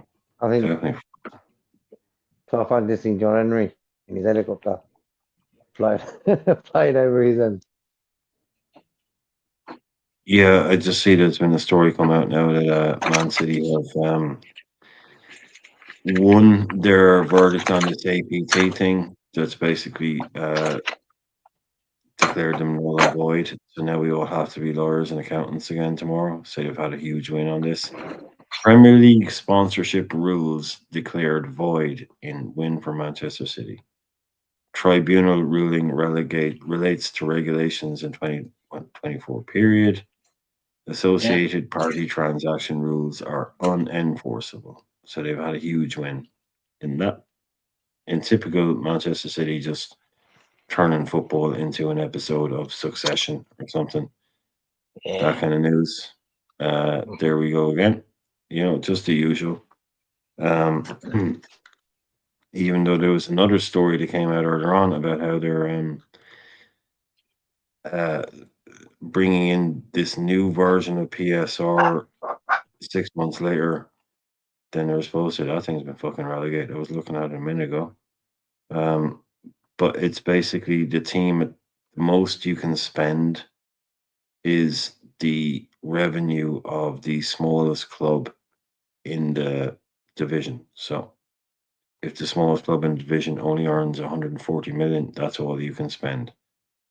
They've all voted for that apparently, but now you have this thing coming out saying they've won a big thing.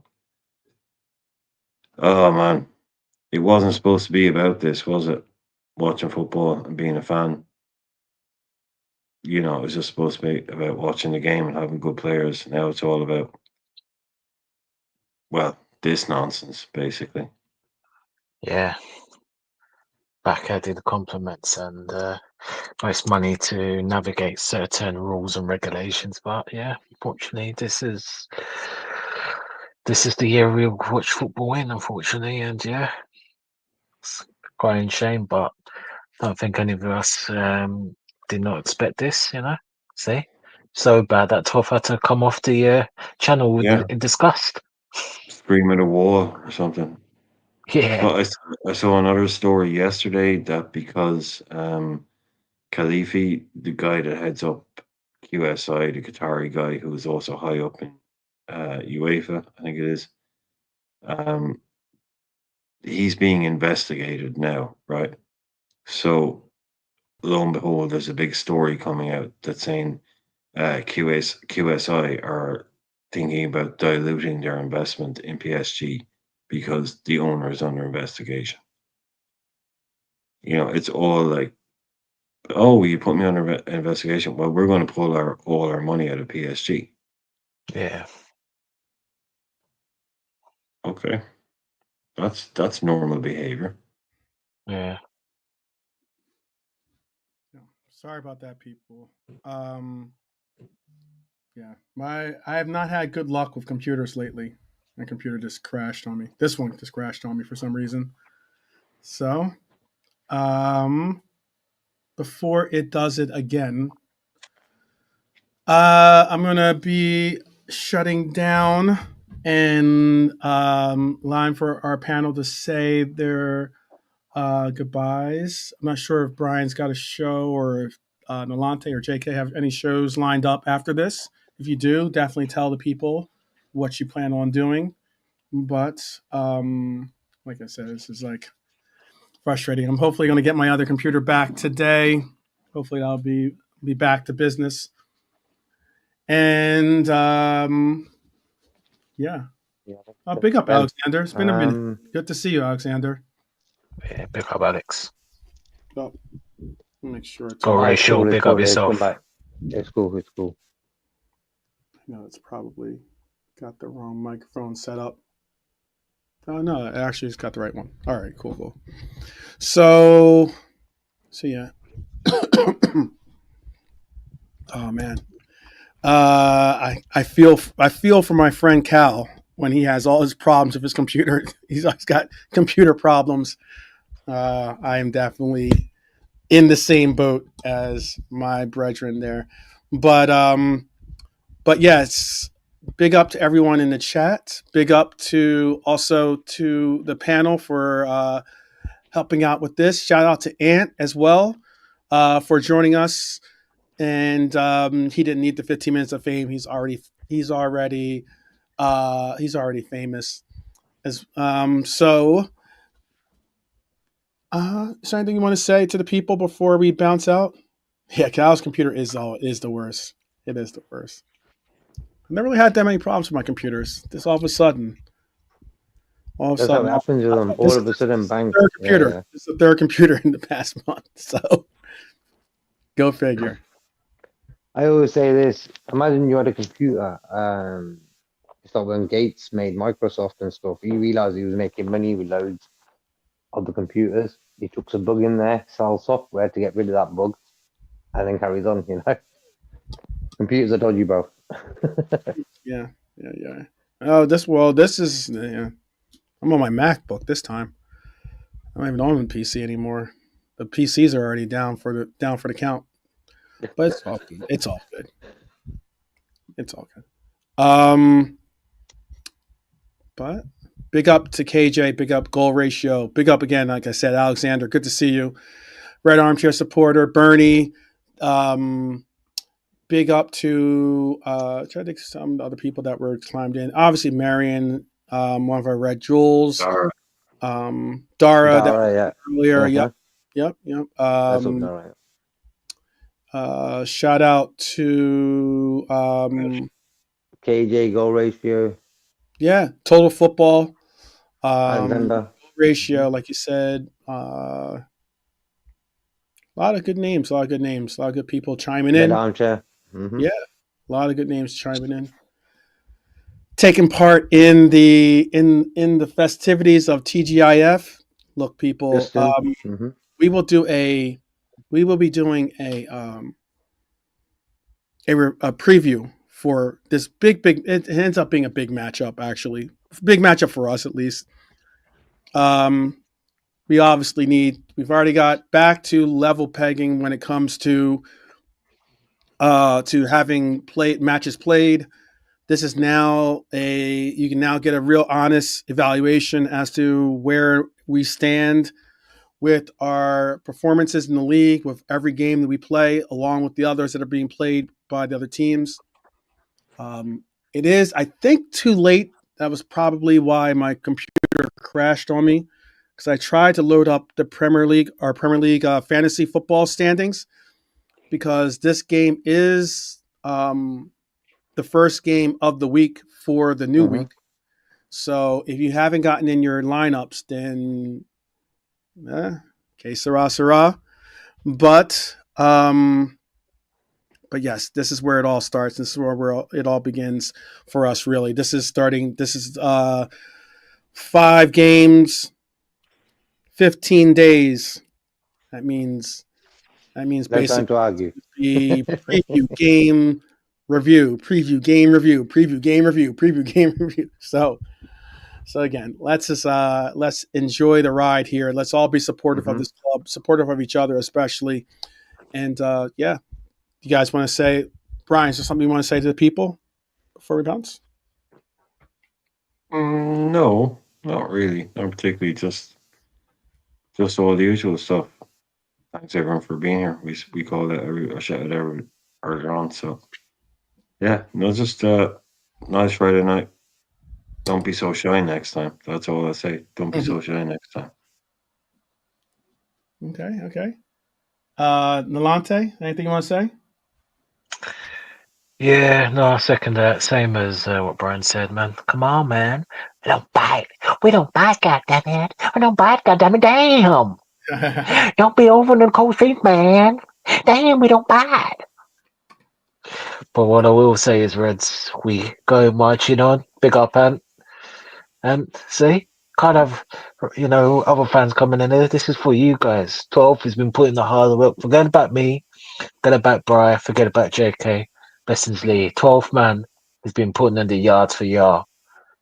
So come on, man. Come on. Let's grow, man. He's been putting in the work, man. He's grinding. Trust me.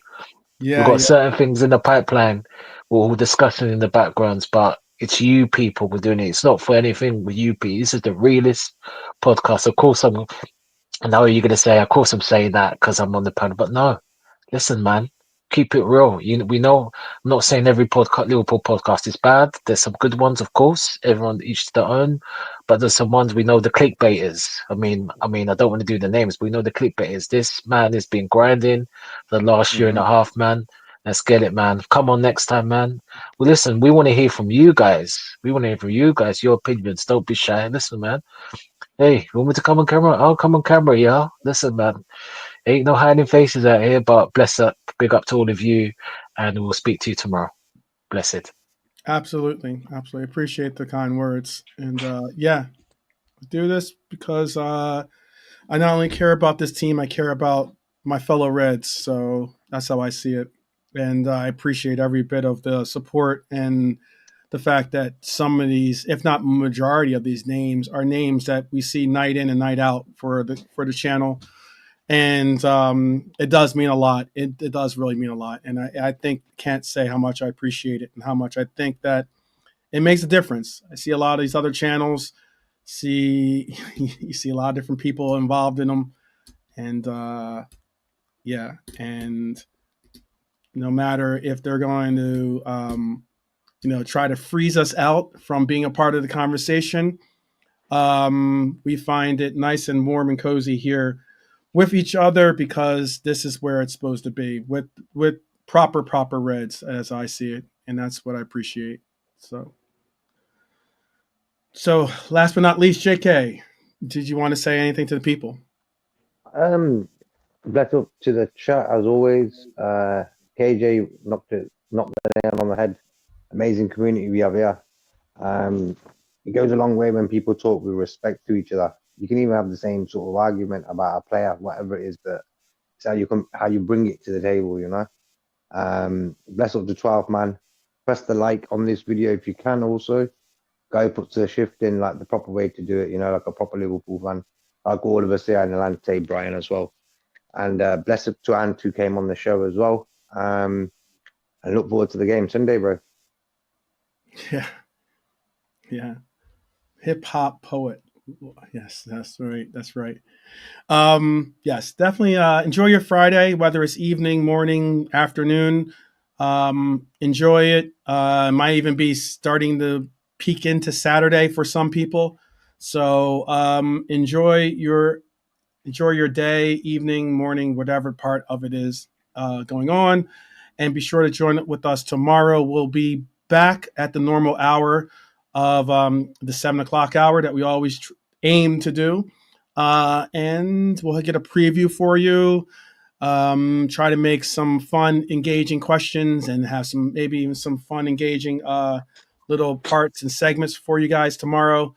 And other than that, hey, it's simple as and as simple is, and that is up the Reds each and every time. And again, big up to each and every one of you. Please do take care of yourselves, take care of your loved ones in your lives.